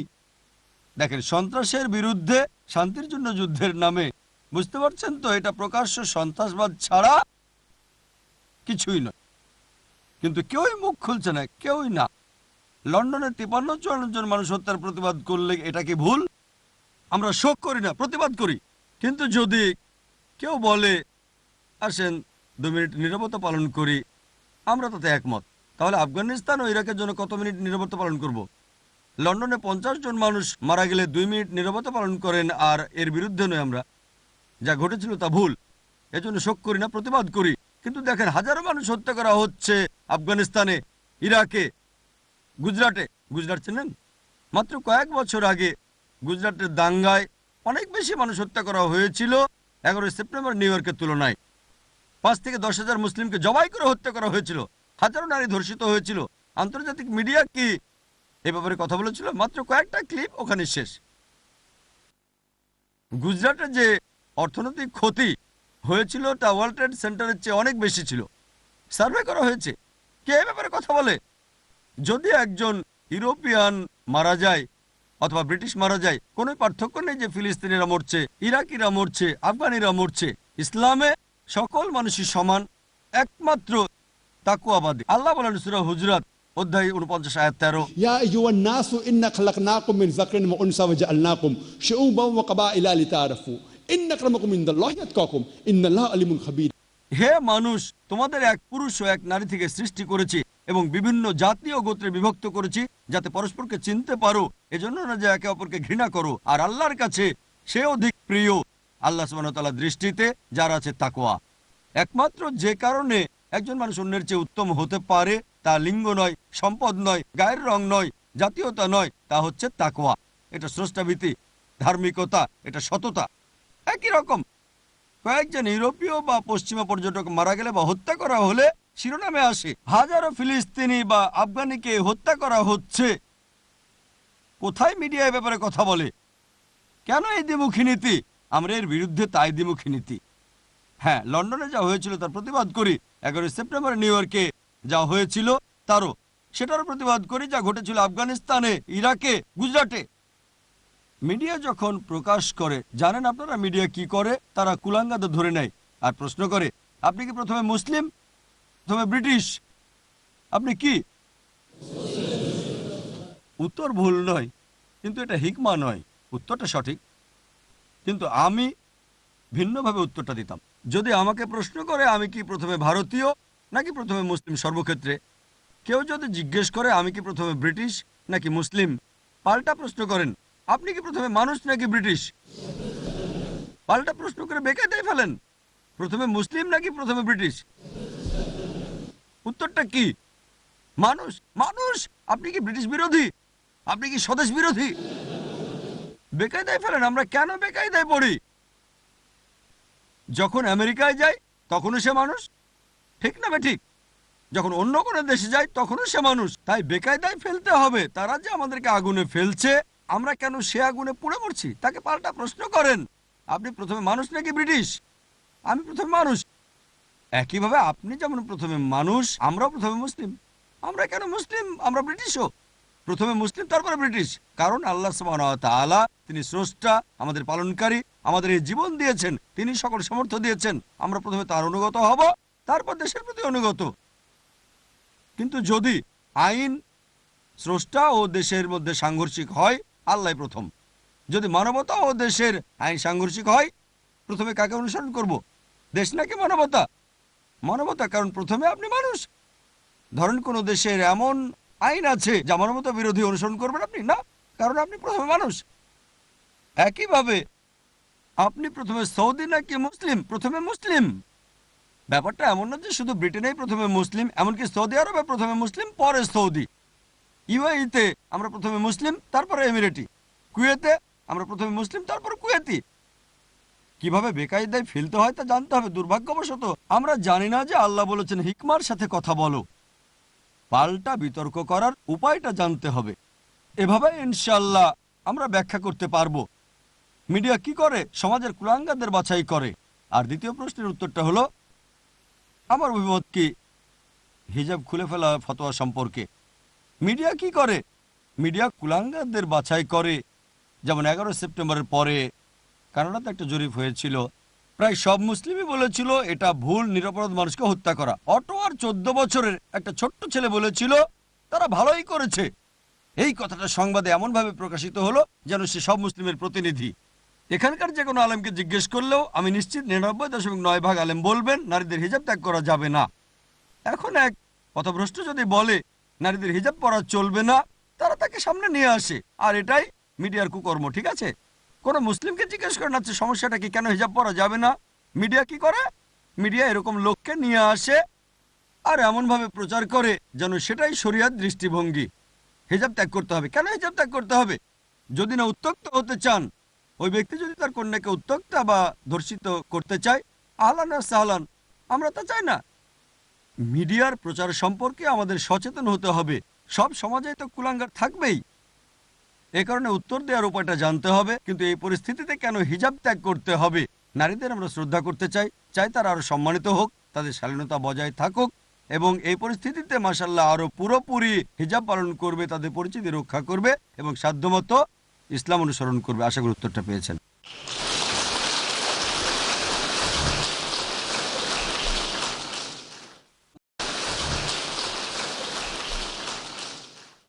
মাঝখান থেকে একজন প্রশ্ন করবে। আমার প্রশ্নটি খুব সাধারণ প্রশ্ন। ঈসার পুনরায় আগমন ও ইমাম মেহেদী সম্পর্কে কুরআন কি বলে? তিনি যদি ফিরে আসেন, এখন ভাবুন তিনি কি সুন্নি, শিয়া নাকি অন্য কিছু হবেন? ভাই প্রশ্ন করলেন যে ঈসা আলাইহিসসালাম কি আসবেন, মাহদী আলাইহিসসালাম কি আসবেন, আর যদি আসেন তারা শিয়া, সুন্নি না কি হবেন? হ্যাঁ, অনেক হাদিস আছে যা মাহদী আলাইহিসসালামের আগমন সম্পর্কে বলে। কোরআন বলছে যে কিয়ামতের আলামত হলো ঈসা আলাইহিসসালাম আবার আসবেন। কিয়ামতের অন্যতম আলামত ঈসা আলাইহিসসালামের আগমন। এটার উল্লেখ আছে সূরা মাইদা অধ্যায় নম্বর 5 আয়াত নম্বর 116, যে আল্লাহ বারিক তাআলাকে ঈসা আলাইহিসসালাম বলেন, আপনি আমার সাক্ষী থাকুন, আমি তাদের কখনোই বলিনি আমার উপাসনা করো, বরং আমি বলেছি ও বুদুল্লাহ, আল্লাহর ইবাদত করো, রাব্বি ওয়া রাব্বুকুম, যিনি আমারও তোমাদের রব। তাই ঈসা আলাইহিস সালাম যে আসবেন, কমপক্ষে 70টা হাদিস আছে যা বলছে ঈসা আলাইহিস সালাম আবার আসবেন। একই ব্যাপার মাহদী আলাইহিস সালামের, কিয়ামতের আগে তারা আসবেন। তারা শিয়া নাকি সুন্নি হবেন, এর উত্তর হচ্ছে তারা মুসলিম হবেন।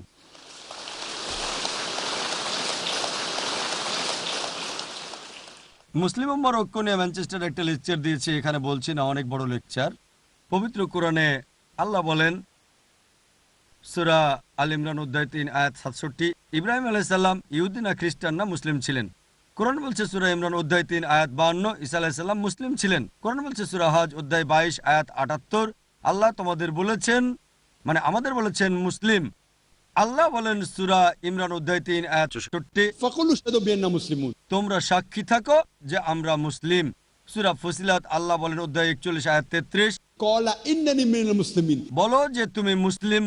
মুসলিম মুসলিম মুসলিম, কমপক্ষে 37 বার আল্লাহ এই শব্দটা ব্যবহার করেছেন, মুসলিম মুসলিম মুসলিম। 22 বার মুসলিমুন হিসেবে আর 15 বার মুসলিমিন হিসেবে। তাই সর্বোত্তম হচ্ছে আল্লাহ আমাদের যে সর্বোৎকৃষ্ট নামটা দিয়েছেন তা হলো মুসলিম। আর ঈসা আলাইহিস সালাম এবং মাহদী আলাইহিস সালাম ইনশাআল্লাহ তারা মুসলিম হিসেবেই আসবেন। একজন অমুসলিম প্রশ্ন করবেন, আমার নাম কিথ ম্যানসন, আমি জানতে চাই যে ইসলাম সম্পর্কে আরও জানার জন্য কোন বইটি সবচেয়ে ভালো হবে। সেটা হতে হবে ইংরেজিতে। আমি ভাইকে অভিনন্দন জানাচ্ছি। মাশাআল্লাহ মাশাআল্লাহ, ভাই মাইক্রোফোনের সামনে এসে প্রশ্ন করেছেন। প্রশ্ন হলো যদি ইংরেজিতে ইসলাম সম্পর্কে আরও জানতে চান তবে কোন বইটা সবচেয়ে ভালো হবে। ভাই, ইংরেজিতে সবচেয়ে ভালো বই হলো পবিত্র কোরআনের অনুবাদ। পবিত্র কোরআন, ওল্ড টেস্টামেন্ট ও নিউ টেস্টামেন্টের মধ্যে পবিত্র কোরআন হলো সর্বশক্তিমান, স্রষ্টার সর্বশেষ টেস্টামেন্ট। যদি খ্রিস্টানরা ওল্ড টেস্টামেন্ট ও নিউ টেস্টামেন্টকে বিশ্বাস করে, পবিত্র কোরআন হলো সর্বশক্তিমান স্রষ্টার সর্বশেষ টেস্টামেন্ট। সবচেয়ে ভালো যে বইটা পড়তে পারেন তা হলো পবিত্র কোরআনের অনুবাদ। বিভিন্ন ধরনের অনুবাদ পাওয়া যায়, এগুলোর মধ্যে সহিহ ইন্টারন্যাশনাল ভালো, যা আমেরিকা 3 জন নারী মিলে করেছেন। আর আমি নিশ্চিত ইসলাম ব্রাডফোর্ডের কাছে এটা আছে, আমি সেন্টারে গিয়েছি, এবং যদি এটা থাকে অনুরোধ করব একটা কপি উপহার দেওয়ার জন্য, পবিত্র কোরআনের অনুবাদের কপি। এই বাণী আল্লাহ সুবহানাহু ওয়া তাআলার। পবিত্র কোরআন বিশ্বের একমাত্র অপরিবর্তনীয় গ্রন্থ। এটা মানবতার প্রতি ঘোষণাপত্র, এটা দয়া ও জ্ঞানের উৎস, অস্বীকারীর জন্য সতর্কবাণী, সন্দেহকারীর জন্য নিশ্চয়তা, দুঃখীদের জন্য সান্ত্বনা, হতাশাগ্রস্তদের জন্য আশা। ভাই, এই বইটাই সবচেয়ে ভালো। আরও বই আছে, ভিন্ন ভিন্ন বই, এটা আপনার পছন্দের উপর নির্ভর করে। সাধারণত আমি পছন্দ করি, কারণ অনেক বিষয় আছে যখন আমি অমুসলিমদের সাথে কথা বলি তার আগ্রহের দিকটাই আমি পছন্দ করি। যদি বিজ্ঞানে আগ্রহী হয় আমি কোরআন ও বিজ্ঞান বিষয়ে বই দিই, তার পছন্দের উপর ভিত্তি করে। এই পদ্ধতিতেই সবচেয়ে ভালো কোরআন বোঝার জন্য কোরআনের সাথে অন্যান্য বইও আছে, যেমন আন্ডারস্ট্যান্ডিং ইসলাম, আই ইব্রাহিমের লেখা। আমার মনে হয় এটাও ইসলাম ব্রাডফোর্ড সেন্টারে পাওয়া যাবে। আপনাকে কিছু বইপত্র দেওয়ার জন্য আমি প্রতিষ্ঠানটাকে অনুরোধ করব। সর্বোত্তম দিক নির্দেশনা হলো কোরআন, আর কোরআনে ইন্ডেক্সও আছে। কোরআন পড়ার একটা নিয়ম হলো প্রথম থেকে শেষ পৃষ্ঠা পর্যন্ত পড়া।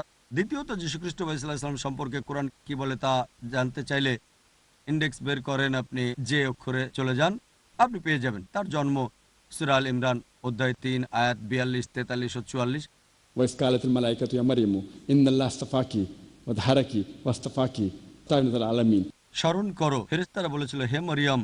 এটা বেশ ভালো ইন্ডেক্স। নারীদের সম্পর্কে আপনি জানতে চাইলে ডব্লিউ অক্ষরে চলে যান। এভাবেই আপনার পছন্দের বিষয়ে জানতে চাইলে সর্বশেষ ও চূড়ান্ত কিতাবে কি বলা হয়েছে তা জানতে পারবেন। আমার একটা ছোট্ট বই পড়তে আপনাকে অনুরোধ করব, যা ইসলাম ও খ্রিস্টান ধর্মের সাদৃশ্য বিষয়ে। এ বিষয়ে ভিডিও ক্যাসেটও আছে আমার। ভালো হবে ভিডিও ক্যাসেট দেখাটাই। সেখানে স্পষ্ট করতে চেষ্টা করেছি যে পার্থক্যগুলো বাদে, পার্থক্য যা আছে তা ভিন্ন বিষয়, কমপক্ষে বাইবেল ও কোরআনে যা সাদৃশ্য আছে আসুন সেগুলো আমরা মেনে চলি। পড়লে দেখবেন কোরআন ও বাইবেল উভয়ই বলছে যে এক স্রষ্টা বিশ্বাস করতে হবে। আমি সব তথ্যসূত্র দিয়েছি বাইবেল থেকে, কোরআন থেকে, লম্বা লেকচার। বাইবেল ও কোরআন উভয়ই বলে সর্বশেষ ও চূড়ান্ত নবীকে বিশ্বাস করতে হবে। বাইবেলে মুহাম্মদ সাল্লাল্লাহু আলাইহি ওয়াসাল্লাম সম্পর্কে অনেক ভবিষ্যৎবাণী আছে। বুক অব ডিউটেরোনমি অধ্যায় 18 অনুচ্ছেদ 18, বুক অব আইজায়া অধ্যায় 29 অনুচ্ছেদ 12, সং অফ সলোমন অধ্যায় 5 অনুচ্ছেদ 16, গসপেল অফ জন অধ্যায় 14 অনুচ্ছেদ 16, গসপেল অফ জন অধ্যায় 15 অনুচ্ছেদ 26। আমি অনেক তথ্যসূত্র দিয়েছি।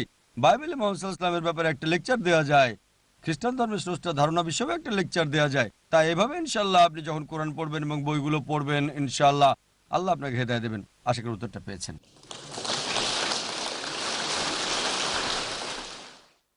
অনেক প্রশ্ন আছে এবং প্রশ্ন হচ্ছে আল্লাহর লিখিত ভাগ্য মেনে নিতে বিবাহিতা নারী কিভাবে উৎসাহিত হতে পারে যে স্বামী অন্য স্ত্রী গ্রহণ করবে, সে তার স্বামীর জন্য অন্য স্ত্রী গ্রহণ করাকে মেনে নিতে পারবে?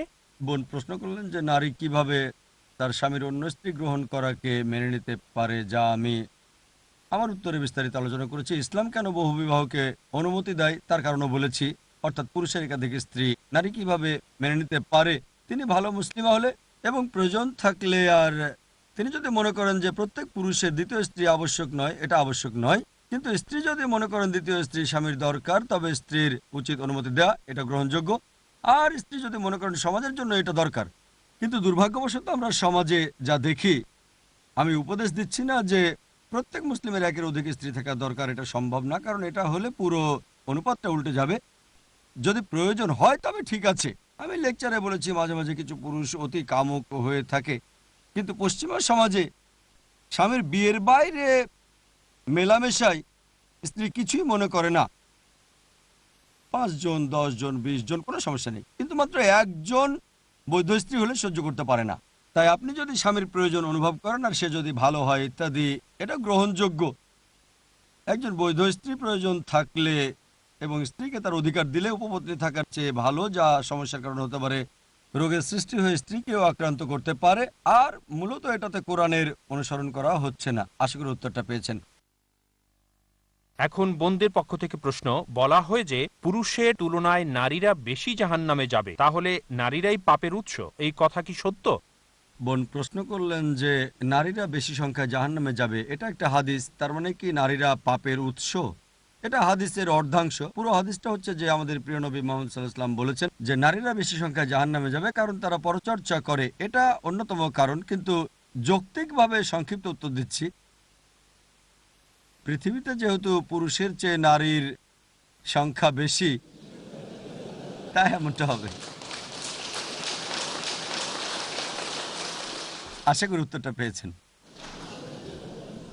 মাঝখান থেকে একটি প্রশ্ন। আসসালামু আলাইকুম, লিডস থেকে উমার বলছি। আপনি জানেন দীর্ঘ সময় ধরে মুসলিমরা পিছিয়ে আছে বিজ্ঞান, প্রযুক্তি এবং অন্যান্য ক্ষেত্রে। আমরা কেন সম্প্রতি পিছিয়ে গেছি, আর মুসলিমরা কেন প্রযুক্তিগত সাহায্য ও অন্যান্য সাহায্যের জন্য পশ্চিমা দেশগুলোর দিকে নত হয়ে থাকে? ভাই খুব ভালো প্রশ্ন করেছেন যে মুসলিমরা কেন পিছিয়ে পড়েছে বিজ্ঞান ও প্রযুক্তিতে, আমরা কেন পশ্চিমা বিশ্বের দিকে তাকিয়ে থাকি ইত্যাদি। ইতিহাসে দেখবেন 8 থেকে 12 শতাব্দীকে ইউরোপিয়ানরা অন্ধকার যুগ বলে থাকে। কাদের জন্য অন্ধকার? কাদের জন্য? ইউরোপিয়ানদের জন্য। আরব মুসলিমরা যে অগ্রগতি লাভ করেছিল তা অসাধারণ, এটা স্বর্ণযুগ ছিল। ইতিহাসে দেখবেন, আমি আগেই বলেছি, প্রথমে যে ব্যক্তি বিশ্বের মানচিত্র এঁকেছিলেন তিনি আল ইদ্রিসি 1154 সালে। গণিতে ভারতীয়রা শূন্য সম্পর্কে জানতো, আরবরা এসে তা জেনে দশমিক বিন্দু আবিষ্কার করলো। এ কারণে এখন আমরা সংখ্যাকে আরবি সংখ্যা হিসেবে বলি 1 2 3 4। এগুলোর জন্য সঠিক শব্দ হচ্ছে আরবি সংখ্যা 1 2 3 4। এটা আরব কর্তৃক। ত্রিকোণমিতিতে আপনি যদি বিশেষজ্ঞকে চেনেন, তার নাম আল বিরুনি, তিনি বিশেষজ্ঞ। পিথাগোরাসের উপপাদ্যটা ত্রিভুজের বিপরীত বাহুর উপর বর্গ অপর দুই বাহুর উপর বর্গের সমান, এটা আলিপ্তুসির। ইতিহাস পড়লে দেখবেন মুসলিমরা পৃথিবীতে শীর্ষে ছিল। রসায়ন শাস্ত্রের জনক তিনি কে? আমরা বইতে পড়ি গ্যাবর গ্যাবর, তিনি জাবির ইবনে হাইয়ান। তারা এমনভাবে বলে যেন শুনতে পশ্চিমা মনে হয়, গ্যাবর গ্যাবর, তিনি জাবির ইবনে হাইয়ান গ্যাবর। আমরা স্কুলে পড়ি যে ব্যক্তি রক্ত সঞ্চালন প্রথম আবিষ্কার করেন তিনি উইলিয়াম হার্ভে। উইলিয়াম হার্ভে 400 বছর আগেই ইবনে নাফিস সর্বপ্রথম রক্ত সঞ্চালন আবিষ্কার করেছেন। কিন্তু বইয়ে পড়ে উইলিয়াম হার্ভে, কেউ ইবনে নাফিসের নাম জানে না। চিকিৎসা বিজ্ঞানে রাজি, মোহাম্মদ শাকির, তারা দক্ষ ছিলেন। রসায়নের চিকিৎসা শাস্ত্রে গুটি বসন্তে আমরা জানি প্রাচ্যের অ্যারিস্টটল অ্যাভিসিনা, আলী ইবনে সিনা অ্যাভিসিনা। তাই বিজ্ঞানে আমরা মনে করি এটা পশ্চিমে অ্যাভিসিনা, তিনি আলী ইবনে সিনা। আমি শত শত মুসলিম বিজ্ঞানীর নাম বলতে পারি, তবে আমি আপনার সাথে একমত, আমিও একমত। এখন মুসলিমরা পিছিয়ে পড়েছে, মুসলিমরা পৃথিবীর শীর্ষে ছিল। বর্তমানে মুসলিমরা যে কারণে পিছিয়ে পড়েছে এবং আমরা অপ্রীতিকর চাপ সামলাচ্ছি, কারণ ওই সময়ে আমরা আমাদের ধর্মের নিকটে ছিলাম। এখন মুসলিমরা ধর্ম থেকে অনেক দূরে সরে গেছে কোরআন সুন্নাহ থেকে। পশ্চিমারা এগিয়ে গেছে কারণ তারাও তাদের ধর্ম থেকে দূরে সরে গেছে। আমরা পিছিয়ে পড়েছি কারণ আমরা আমাদের ধর্ম থেকে দূরে সরে গেছি। পশ্চিমারা এগিয়ে যাচ্ছে কারণ তারাও তাদের ধর্ম থেকে দূরে সরে গেছে। তাদের ধর্ম সত্য নয়, আমাদের ধর্ম সত্য। আমরা যেহেতু কোরআন সুন্নাহ থেকে দূরে সরে গেছি, তাই আজ আমাদের এই পরিস্থিতি। আমরা যদি কোরআন ও সহিহ হাদিসের দিকে ফিরে যাই এবং আল্লাহ ও তার রাসূলের হিদায়া বাস্তবায়িত করি, ইনশাল্লাহ আবারও পৃথিবীর শীর্ষে আমরাই থাকবো। আশা করি উত্তরটা পেয়েছেন।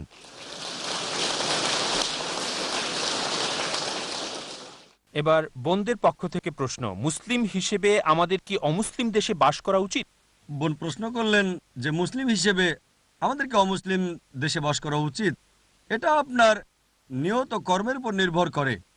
যদি সেখানে জন্ম হয় তবে ঠিক আছে, কোনো সমস্যা নেই, বাস করলে মুসলিম হিসেবেই করেন। অমুসলিম দেশে মুসলিম হয়ে বাস করলে কোনো সমস্যা নেই, কিন্তু অমুসলিম দেশে অমুসলিম হয়ে বাস করলে তো সমস্যা আছে। তাই যদি বাস করেন মুসলিম হিসেবে এবং কোরআন সুন্নাহর অধীনে থাকেন তাহলে কোনো সমস্যা নেই, বাস করতে পারেন, কোনো সমস্যা নেই। জন্মগ্রহণ করলে তো বাস করতে হবে। হিজরত করার ব্যাপারে বিশেষজ্ঞদের বিভিন্ন মতামত আছে। বিশেষজ্ঞগণ কিছু বলেন হ্যাঁ, কিছু বলেন না। হিজরত করতে পারেন শুধু জ্ঞান অর্জন, দাওয়া বা অন্য কোনো কারণে, অর্থোপার্জনের জন্য ইত্যাদি বিভিন্ন মত। কিন্তু জন্মস্থান হলে তো ঠিক আছে। তবে নিশ্চিত হন আপনি মুসলিমের মতো বাস করছেন। মুসলিম মানে যে ব্যক্তি আল্লাহর কাছে নিজের ইচ্ছাকে সমর্পণ করে, তাহলে কোনো সমস্যা নেই। আশা করি উত্তরটা পেয়েছেন। এদিক থেকে একটি প্রশ্ন। আমার নাম আরিফ সোহাইল, আমি একজন ইঞ্জিনিয়ার। আমি আশা করি আপনি কোরআন সম্পর্কে ভুল ধারণার ব্যাখ্যা নিয়ে কিছু লিখবেন। কিছু আয়াতে আল্লাহ সুবহানাহু ওয়া তাআলা বলেন, ইয়াহুদীদের যেখানেই পাও তাদের হত্যা করো। এটার পেছনের পটভূমি কি? ভাই প্রশ্ন করলেন আমি কি কোরআনের ওই আয়াতটার ব্যাখ্যা দিতে পারি যেটা বলছে যেখানে ইহুদিদের পাও হত্যা করো। ভাই কোরআনের যে আয়াতটার কথা আপনি উল্লেখ করলেন তা হলো সূরা তাওবা অধ্যায় 9 আয়াত 5। বলছে যেখানেই কাফিরকে পাও তাকে হত্যা করো। সেটা ইহুদি নয়, সেটা হচ্ছে কাফির। এই শব্দটা আছে, এটা ব্যাখ্যা হলো ইসলামের অনেক সমালোচক এই আয়াতগুলো উল্লেখ করে আর বলে কোরআন বলছে যেখানে কাফিরকে পাও অমুসলিম তাকে হত্যা করো, আর কোরআন পড়লে এটা পাবেন। তারা এই আয়াতটার উদ্ধৃতি দেয় প্রসঙ্গ ছাড়া উদ্ধৃতি দেয়।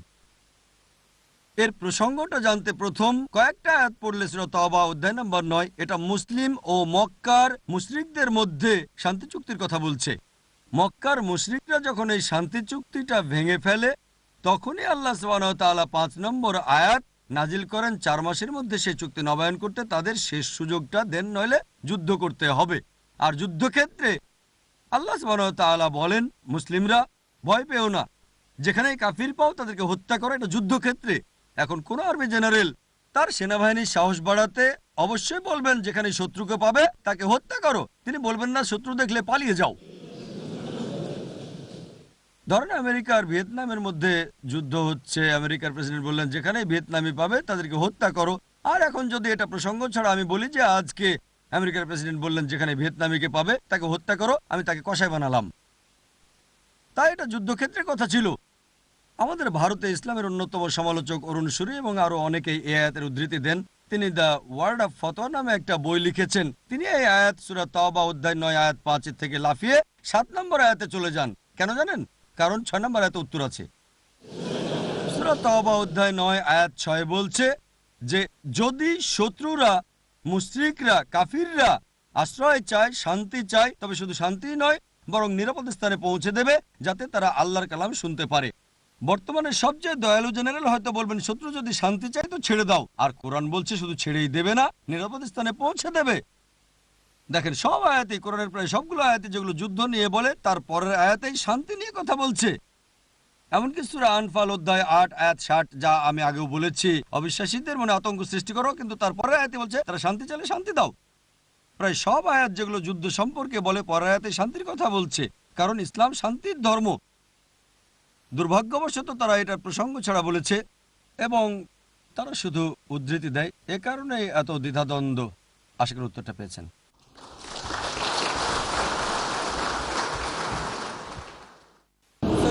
বোনদের থেকে প্রশ্ন, ধর্ষণ প্রমাণ করতে 3 বা 4 জন সাক্ষীর প্রয়োজন ধর্ষণ প্রমাণ করতে?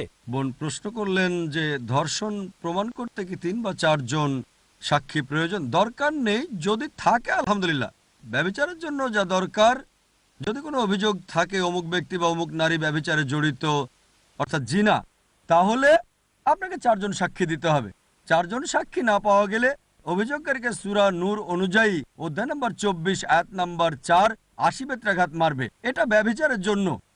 ধর্ষণের ক্ষেত্রে সাক্ষী থাকলে ভালো, এমনকি সাক্ষী না থাকলেও যদি আনুষঙ্গিক প্রমাণাদি থাকে, যদি প্রমাণিত হয়, কারণ ধর্ষণের ক্ষেত্রে 4 জন বা 3 জন সাক্ষী খোঁজার প্রয়োজন নেই, পাবেন না। তাই ধর্ষণের ক্ষেত্রে আনুষঙ্গিক প্রমাণাদি, অভিযুক্ত ব্যক্তি যদি দোষী প্রমাণিত হয় যে কোনো পদ্ধতিতে, এখন অনেক বৈজ্ঞানিক পদ্ধতি আছে, এমনকি বীর্য পরীক্ষা করতে পারেন এবং সবাই জানতে পারেন কোনো আনুষঙ্গিক প্রমাণাদির মাধ্যমে নিশ্চিতভাবে কেউ যদি ধর্ষক প্রমাণিত হয় সে কঠোর শাস্তি পাবে।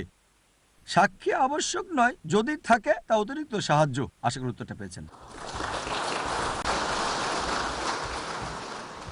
আমরা অনুষ্ঠানের প্রায় শেষ প্রান্তে চলে এসেছি। মাঝখান থেকে আমরা আরো একটি প্রশ্ন নিব। আসসালামু আলাইকুম। আমার প্রশ্ন হলো, ব্রিটিশ সরকার এবং এই দেশের মিডিয়া তারা মুসলিম সমাজকে দুভাগে ভাগ করতে চায়। এভাবে মুসলিমরা কিছু হলো চরমপন্থী এবং অন্য মুসলিমরা হলো নরমপন্থী। যারা ইরাক ও আফগানিস্তান সম্পর্কে কথা বলে তারা চরমপন্থী, আপনি যেমনটি বললেন, এবং তারা পররাষ্ট্র নীতিরও সমালোচনা করে ইত্যাদি। তাই আমার প্রশ্ন হলো, মুসলিমদের কি সম্মিলিত ফান্ড দেখানো উচিত এবং অন্য কি কি বিষয়ে আমরা আলোচনা করতে পারি এবং দেখাতে পারি যে আমরা সবাই এক? প্রশ্ন করলেন যে সরকার বলেছে কিছু মুসলিম চরমপন্থী এবং কিছু মুসলিম নরমপন্থী। মুসলিম তো মুসলিমই। আল্লাহ কোরআনে বলেন সূরা বাকারা অধ্যায় 2 আয়াত 208, উদখুলু ফিস-সিলমি কাফা। পূর্ণভাবে ইসলামে প্রবেশ করো। আপনি যদি মুসলিম হন তাহলে ইসলামে পূর্ণভাবে প্রবেশ করেন, নইলে আপনি ভণ্ড মুসলিম। আমি বলি মুসলিম বা ভণ্ড মুসলিম, চরমপন্থী বা নরমপন্থী মুসলিম বলে কিছু নেই। হয় মুসলিম নয় ভণ্ড মুসলিম। ভালো আমলকারী মুসলিম অথবা আমলকারী নন। মুসলিমদের মধ্যে চরমপন্থী বলে কিছু নেই। যদি হতে হয় মুসলিম হন। আল্লাহ বলেন উদখুলু ফিস-সিলমি কাফা। বলতে পারেন না আমি কোরআনের এই অংশ মানতে চাই, ওই অংশ মানতে চাই না, আমি হাদিসের এটা মানতে চাই, ওটা মানতে চাই। সহি হলে মানতে হবে, সহি না হলে ত্যাগ করেন। ভালো, সহি হাদিস হলে মানতেই হবে। চরমপন্থী বা নরমপন্থী বলে কিছু নেই। মুসলিম তো মুসলিমই, যদি কোরআন সুন্নাহ অনুসরণ করে। যদি সরকার বলে যে আফগানিস্তান ও ইরাকের ব্যাপারে যারা কথা বলে তারা চরমপন্থী মুসলিম, আমি বলি ঠিক আছে, হ্যাঁ, আমি চরম দয়ালু, তাই আমি গভীরভাবে দুঃখ পাই ওই সব মানুষের জন্য যারা ইরাক ও আফগানিস্তানে মারা যাচ্ছে। আমার অন্তর বেদনায় কাতর হয়। আমি চরম দয়ালু এজন্য, যদি সরকারের কোনো সমস্যা থাকে সেটা তাদের সমস্যা, আমার নয়। এটা আমার হক। আমি একজন মানুষ, অন্য কোনো নিরপরাধ মানুষ যাকে আতঙ্কিত করা হচ্ছে, যাকে হত্যা করা হচ্ছে, তাদের পক্ষে কথা বলবো। কারণ ব্রিটিশ হওয়ার আগে প্রথমে আমি মুসলিম, আমি মানুষ, আমি শুধু ব্রিটিশ নই। আপনারা কি উত্তর দেবেন তা আমি বলে দিচ্ছি, আমি পর্যটক, আমি ভারতীয়। আপনাদের বুঝতে হবে যে হ্যাঁ, সরকার যদি বলে যে আমি এমন কিছু বলছি, আমি যদি তাদের সমর্থন করি যারা নিরীহ মানুষকে আতঙ্কিত করছে, তাহলে সেটা ভুল। আমরা অবশ্যই এমন কোনো মানুষকে সমর্থন করছি না যারা কোনো নিরীহ মানুষকে আতঙ্কিত করছে। যারা কোনো নিরীহ মানুষকে আতঙ্কিত করছে, আমরা যদি তাদের বিরুদ্ধে কথা বলি, হ্যাঁ তা আমরা বলি, কিন্তু আমরা তাদের পক্ষে বলছি না। হোক সে একজন আমেরিকার অধিবাসী বা ব্রিটিশ বা যে কেউ হোক, মুসলিম বা অমুসলিম, এটা প্রত্যেক মুসলিমের দায়িত্ব। কারণ আমাদের প্রিয় নবীজি মুহাম্মদ সাল্লাল্লাহু আলাইহি ওয়াসাল্লাম বলেছেন, খারাপ কিছু দেখলে যদি পারো হাত দিয়ে বন্ধ করো, যদি হাত দিয়ে বন্ধ করতে না পারো তোমার জিহ্বা দিয়ে তা বন্ধ করো, যদি জিহ্বা দিয়ে করতে না পারো তাহলে মনে মনে ঘৃণা করো। এটা করলে তুমি হবে নিচু স্তরের মুমিন, নিম্ন পর্যায়ের। যদি মনে করেন হাত দিয়ে বন্ধ করতে পারবেন তাহলে করেন, যে কোনো খারাপ। আল্লাহ যদি আপনাকে কথা বলার ক্ষমতা দেন আর না বলেন, সে ক্ষমতা আল্লাহ নিয়ে নেবেন। যদি মনে করেন ঠিক আছে, কথা বললে সমস্যা হয়ে যেতে পারে, এইটুকু সাহস আপনার না থাকলে তখন অন্তর দিয়ে ঘৃণা করেন, তাহলে হবে নিচু স্তরের মুমিন। কিন্তু বাণী পৌঁছানোর উপায় আমাদের জানতে হবে। অধিকাংশ সময়ই মুসলিমরা বোকার মতো মন্তব্য করে। মাশাআল্লাহ, আমি ভারতে মন্তব্য করি দাওয়া দিতে। বোম্বে দাওয়া দেওয়া হলো অন্যতম একটা কঠিন জায়গা। জানি না আপনাদের বোম্বে সম্পর্কে জানা আছে কিনা। বোম্বে খুবই কঠিন, অবশ্য এখানে সহজ। তবুও আল্লাহ তাআলার সাহায্যে আলহামদুলিল্লাহ সুম্মা আলহামদুলিল্লাহ ৮ বছর ধরে দাওয়া দিয়ে যাচ্ছি। প্রতিদিন সকালে বড় ধরনের দাওয়া প্রোগ্রাম কেবল টিভিতে পৌঁছে যাচ্ছে ১.৫ মিলিয়নের বেশি ঘরে। প্রকাশ্যে আমি বেদ নিয়ে কথা বলি, সরকার নিয়ে কথা বলি, কিন্তু হিকমার সাথে। এবং আল্লাহ সুবহানাহু ওয়া তাআলা ও আমাদের প্রিয় নবী মোহাম্মদ সাল্লাল্লাহু সাল্লামের নির্দেশনা অনুসারে। তাই হিকমার সাথে কথা বলতে হবে। আমি খুবই সচেতন, কিন্তু আপনি কিভাবে করছেন তা গুরুত্বপূর্ণ। বুদ্ধর মূর্তি ধ্বংস করা নিয়ে যে ঘটনাটা ঘটেছিল, তালেবানরা বুদ্ধর মূর্তি ধ্বংস করেছিল, এটা লজ্জাকর। যেসব মানুষ মিডিয়াতে এসেছিল, সকল তথাকথিত ইসলামী বিদ্বানরা, তাদের সবাই প্রতিবাদ করেছিল যে মূর্তি ধ্বংস করা ভুল কাজ, ভুল ভুল। আমি মিডিয়াতে বলেছিলাম যে মুসলিম আলেমরা যদি মনে করেন যে যারা বুদ্ধের মূর্তি ধ্বংস করেছে তাদের পক্ষে কথা বলা মুসলিম উম্মার জন্য সমস্যা হতে পারে, তাহলে অন্তত নিজের মুখটা বন্ধ রাখতে পারেন কমপক্ষে। এক হিন্দু আমাকে প্রশ্ন করেছিল যে আফগানিরা যেহেতু ক্ষমতায় অধিষ্ঠিত, তাই তারা মূর্তি ধ্বংস করেছে, ভারতে এটা কখনোই ঘটবে না, কেউই মূর্তি ধ্বংস করবে না, ইসলাম কিভাবে অনুমতি দেয়? আমি তাদের বললাম, বোম্বের স্থানীয় এয়ারপোর্টের বাইরে সান্তাক্রুজে মহাবীরের একটা বড় মূর্তি ছিল। জৈনরা মহাবীরের বিশ্বাস করে, এটা ছিল উলঙ্গ একটা মূর্তি। তাই মানুষ অভিযোগ করেছিল ওই মূর্তিটা গোপনাঙ্গ ঢেকে দিতে হবে। সরকার বাধ্য হয়েছিল সেটা করতে। কয়েক মাস পরে তারা মূর্তিটা ভেঙে ফেলেছে। আর ওই সব মানুষ যারা মূর্তির ব্যাপারে অভিযোগ করেছিল, তারাই আজ বুদ্ধের মূর্তি ধ্বংসকারীদের প্রতিবাদ করে যাচ্ছে। আফগানিস্তানে বাসকারী বৌদ্ধদের চেয়ে আমাদের ভারতে বেশি জৈন বসবাস করে। তুলনামূলক ধর্মের ছাত্র হিসেবে আমি বলেছি, কি ঘটেছে আমি জানি না, তবে আমি নিশ্চিতভাবে জানি যে আফগানিরা সেখানে বৌদ্ধদের শিখিয়ে দিচ্ছে। কারণ বুদ্ধ কখনোই বলেননি যে আমার মূর্তি তৈরি করো, কখনোই বলেননি মূর্তির উপাসনা করো। আমি তুলনামূলক ধর্মের ছাত্র, ধর্মপদ পড়েছি। তাই এইসব আফগান তালেবান বৌদ্ধদের শেখাচ্ছে, বুদ্ধ কখনোই বলেননি আমার মূর্তি তৈরি করো, তিনি কখনোই বলেননি মূর্তি পূজা করো, সেটাই তারা শেখাচ্ছে। এক সাংবাদিক আমাকে জিজ্ঞেস করলো, ভাই জাকির, আপনি কি মনে করেন না যে এটা লাখ লাখ বৌদ্ধের অনুভূতিতে আঘাত করে? ইসলাম কি মানুষের অনুভূতিতে আঘাত করতে অনুমতি দেয়? বললাম, সাধারণ পরিস্থিতিতে অনুমতি নেই, কিন্তু মাঝে মাঝে বাবা দয়ালু হওয়ার জন্য নিষ্ঠুর হন। তাকে জিজ্ঞেস করলাম যে ধরেন ভারতীয় সরকার 5 মিলিয়ন মূল্যের মাদক পুলিশ দিয়ে আটক করে ফেলল, 10 কোটি রুপি, যাই হোক, ভারতীয় সরকার কি করবে? সাংবাদিক বলল, সরকার সেগুলো পুড়িয়ে ফেলবে। আমি বললাম, লাখ লাখ মানুষের কাছে মাদকদ্রব্য হচ্ছে দেবতার মতো, তাই সরকার যখন ধ্বংস করে ফেলবে, এটা কি লাখ লাখ মাদকাসক্তকে কষ্ট দেবে না? তিনি বললেন, হ্যাঁ। তাহলে আপনি কি সরকারের পক্ষে না বিপক্ষে? আমি সরকারের পক্ষে।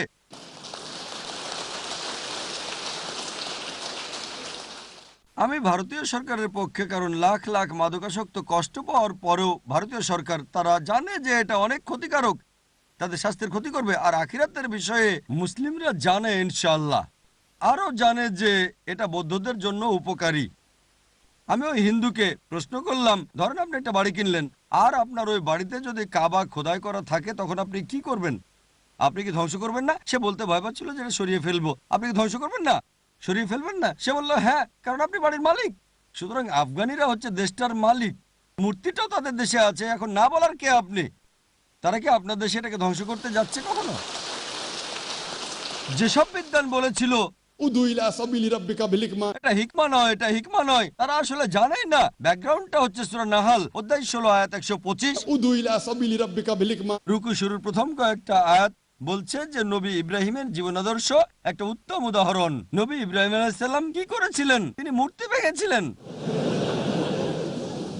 তাই উদু ইলা সাবিলি রাব্বিকা বিল হিকমা, এর মানে নরম সুরে কথা বলা নয়। হিকমা মানে বাণী প্রচার করা, কখনো নম্রভাবে, কখনো বা শক্তভাবে। হিকমা মানে জ্ঞানের সাথে। এর মানে শুধু নম্রতা নয়, অনেক সময় নম্র হিকমা, মাঝে মাঝে কঠোর হিকমা। আর মুহাম্মদ সাল্লাল্লাহু আলাইহি ওয়াসাল্লামের দিকে তাকালে তিনি যখন ক্ষমতা পেলেন, মক্কায় ফিরে এসে কাবার সব মূর্তিকে ধ্বংস করলেন আর কোরআনের এই আয়াত পড়লেন, ওয়াকুল জাল হক ওয়া যাকাল বাতিল ইন্নাল বাতিলা কানা যাওকা। যখন সত্য আসে মিথ্যা দূরীভূত হয়, কারণ মিথ্যা তার প্রকৃত কথা কারণে দূরীভূত হবেই। দেখেন, আমাদের ক্ষমতা না থাকলে, ধরেন ভারতে এটা করতে কোনো সমস্যা নেই, এটা ফরজ না, এটা ফরজ না। যখন ক্ষমতা ছিল তারা মুস্তাহাব কাজটা করেছিল, আপনার সমস্যা কি? উত্তর দেওয়ার ক্ষেত্রে সরকারের উদাহরণ দিয়ে উত্তর দেওয়ার পদ্ধতি জানতে হবে। যখন উত্তর দেন, যখন আপনি কথা বলেন, দুর্ভাগ্যবশত আমাদের অনেক মুসলিম আবেগের বশে এমন কিছু বলে ফেলে যা আমাদের সমস্যায় ফেলে দেয়। তাই যদি উদাহরণ দিয়ে হিকমার সাথে কথা বলেন, আমি যেমন ভারতের উদাহরণ দিলাম, সন্ত্রাসী ও মুক্তিযোদ্ধা আমেরিকা, আমেরিকা ও ব্রিটিশ, আমরা কোথায়? তারা উভয় সমস্যায় আছে। ইতিহাস দেখেন, বেঞ্জামিন ফ্রাঙ্কলিন সন্ত্রাসী, জর্জ ওয়াশিংটন সন্ত্রাসী। তাই আমরা যখন উদাহরণ দিই, এটা দৃষ্টিকে প্রসারিত করে। এটা যদি সরকারের না হয়, অন্তত ব্রিটিশদের। দেখেন, অমুসলিমরা বোকা নয়, পশ্চিমারা বোকা নয়। সরকারের যে নীতি থাকুক না কেন, সোচ্চার হন, কিন্তু হিকমার সাথে কথা বলেন, যাতে আমরা বিশ্বে শান্তির কথা পৌঁছাতে পারি। আশা করি উত্তরটা পেয়েছেন।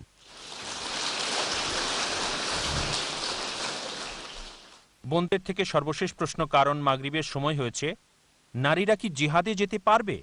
প্রশ্ন করা হলো, নারীরা কি জিহাদে যেতে পারে? জিহাদ মানে চেষ্টা ও সংগ্রাম করা। প্রতিদিনই আপনার জীবন নিয়ে জিহাদ করার কথা। জিহাদ মানে চেষ্টা ও সংগ্রাম করা। জিহাদের সর্বোত্তম মাধ্যম হলো অমুসলিমের কাছে ইসলামের বাণী প্রচার করা। আমি জানি বোন কি বোঝাতে যাচ্ছেন। তিনি বলেছেন যুদ্ধে যেতে পারেন কি না। জিহাদের ময়দানে সহিহ বুখারীতে একটা হাদিস আছে, খণ্ড নম্বর 4, হাদিস নম্বর 2784। আমাদের প্রিয় নবীর স্ত্রী আয়েশা রাদিয়াল্লাহু আনহা যখন নবীজিকে জিজ্ঞেস করলেন, আমরা কি জিহাদে অংশ নিতে পারি? নবী বললেন, তোমার জন্য সর্বোত্তম জিহাদ হচ্ছে হজ পালন করা। তিনি তার স্ত্রীকে বললেন, তোমার জন্য সর্বোত্তম জিহাদ হচ্ছে হজ পালন করা। পরিস্থিতির বিচারে নারীরা চাইলে সেবা যত্ন করতে পারে, রোগ পরিচর্যা করতে পারে, পানি সরবরাহ করতে পারে। সহিহ বুখারীতে একটা অধ্যায় আছে, নারীরা যুদ্ধে অংশ নিয়েছিল, পানি সরবরাহ, প্রাথমিক চিকিৎসা ইত্যাদি করে। যেতে পারে, তবে পরিস্থিতির বিচারে। কিন্তু নবী একবার তার স্ত্রীকে বলেছিলেন, তোমার জন্য সর্বোত্তম জিহাদ হচ্ছে হজ করা। তাই পরিস্থিতির বিচারে। কিন্তু উত্তম জিহাদ হচ্ছে নিজের কুপ্রবৃত্তির বিরুদ্ধে জিহাদ, সমাজের উন্নতির জন্য জিহাদ, যা প্রত্যেক মুসলিমের উচিত, হোক সে পুরুষ বা নারী, নিরবচ্ছিন্নভাবে সকলেরই কাজ করে যাওয়া উচিত। আশা করি উত্তরটা পেয়েছেন। ওয়া আখিরি দাওয়ানা আলহামদুলিল্লাহি রাব্বিল আলামিন।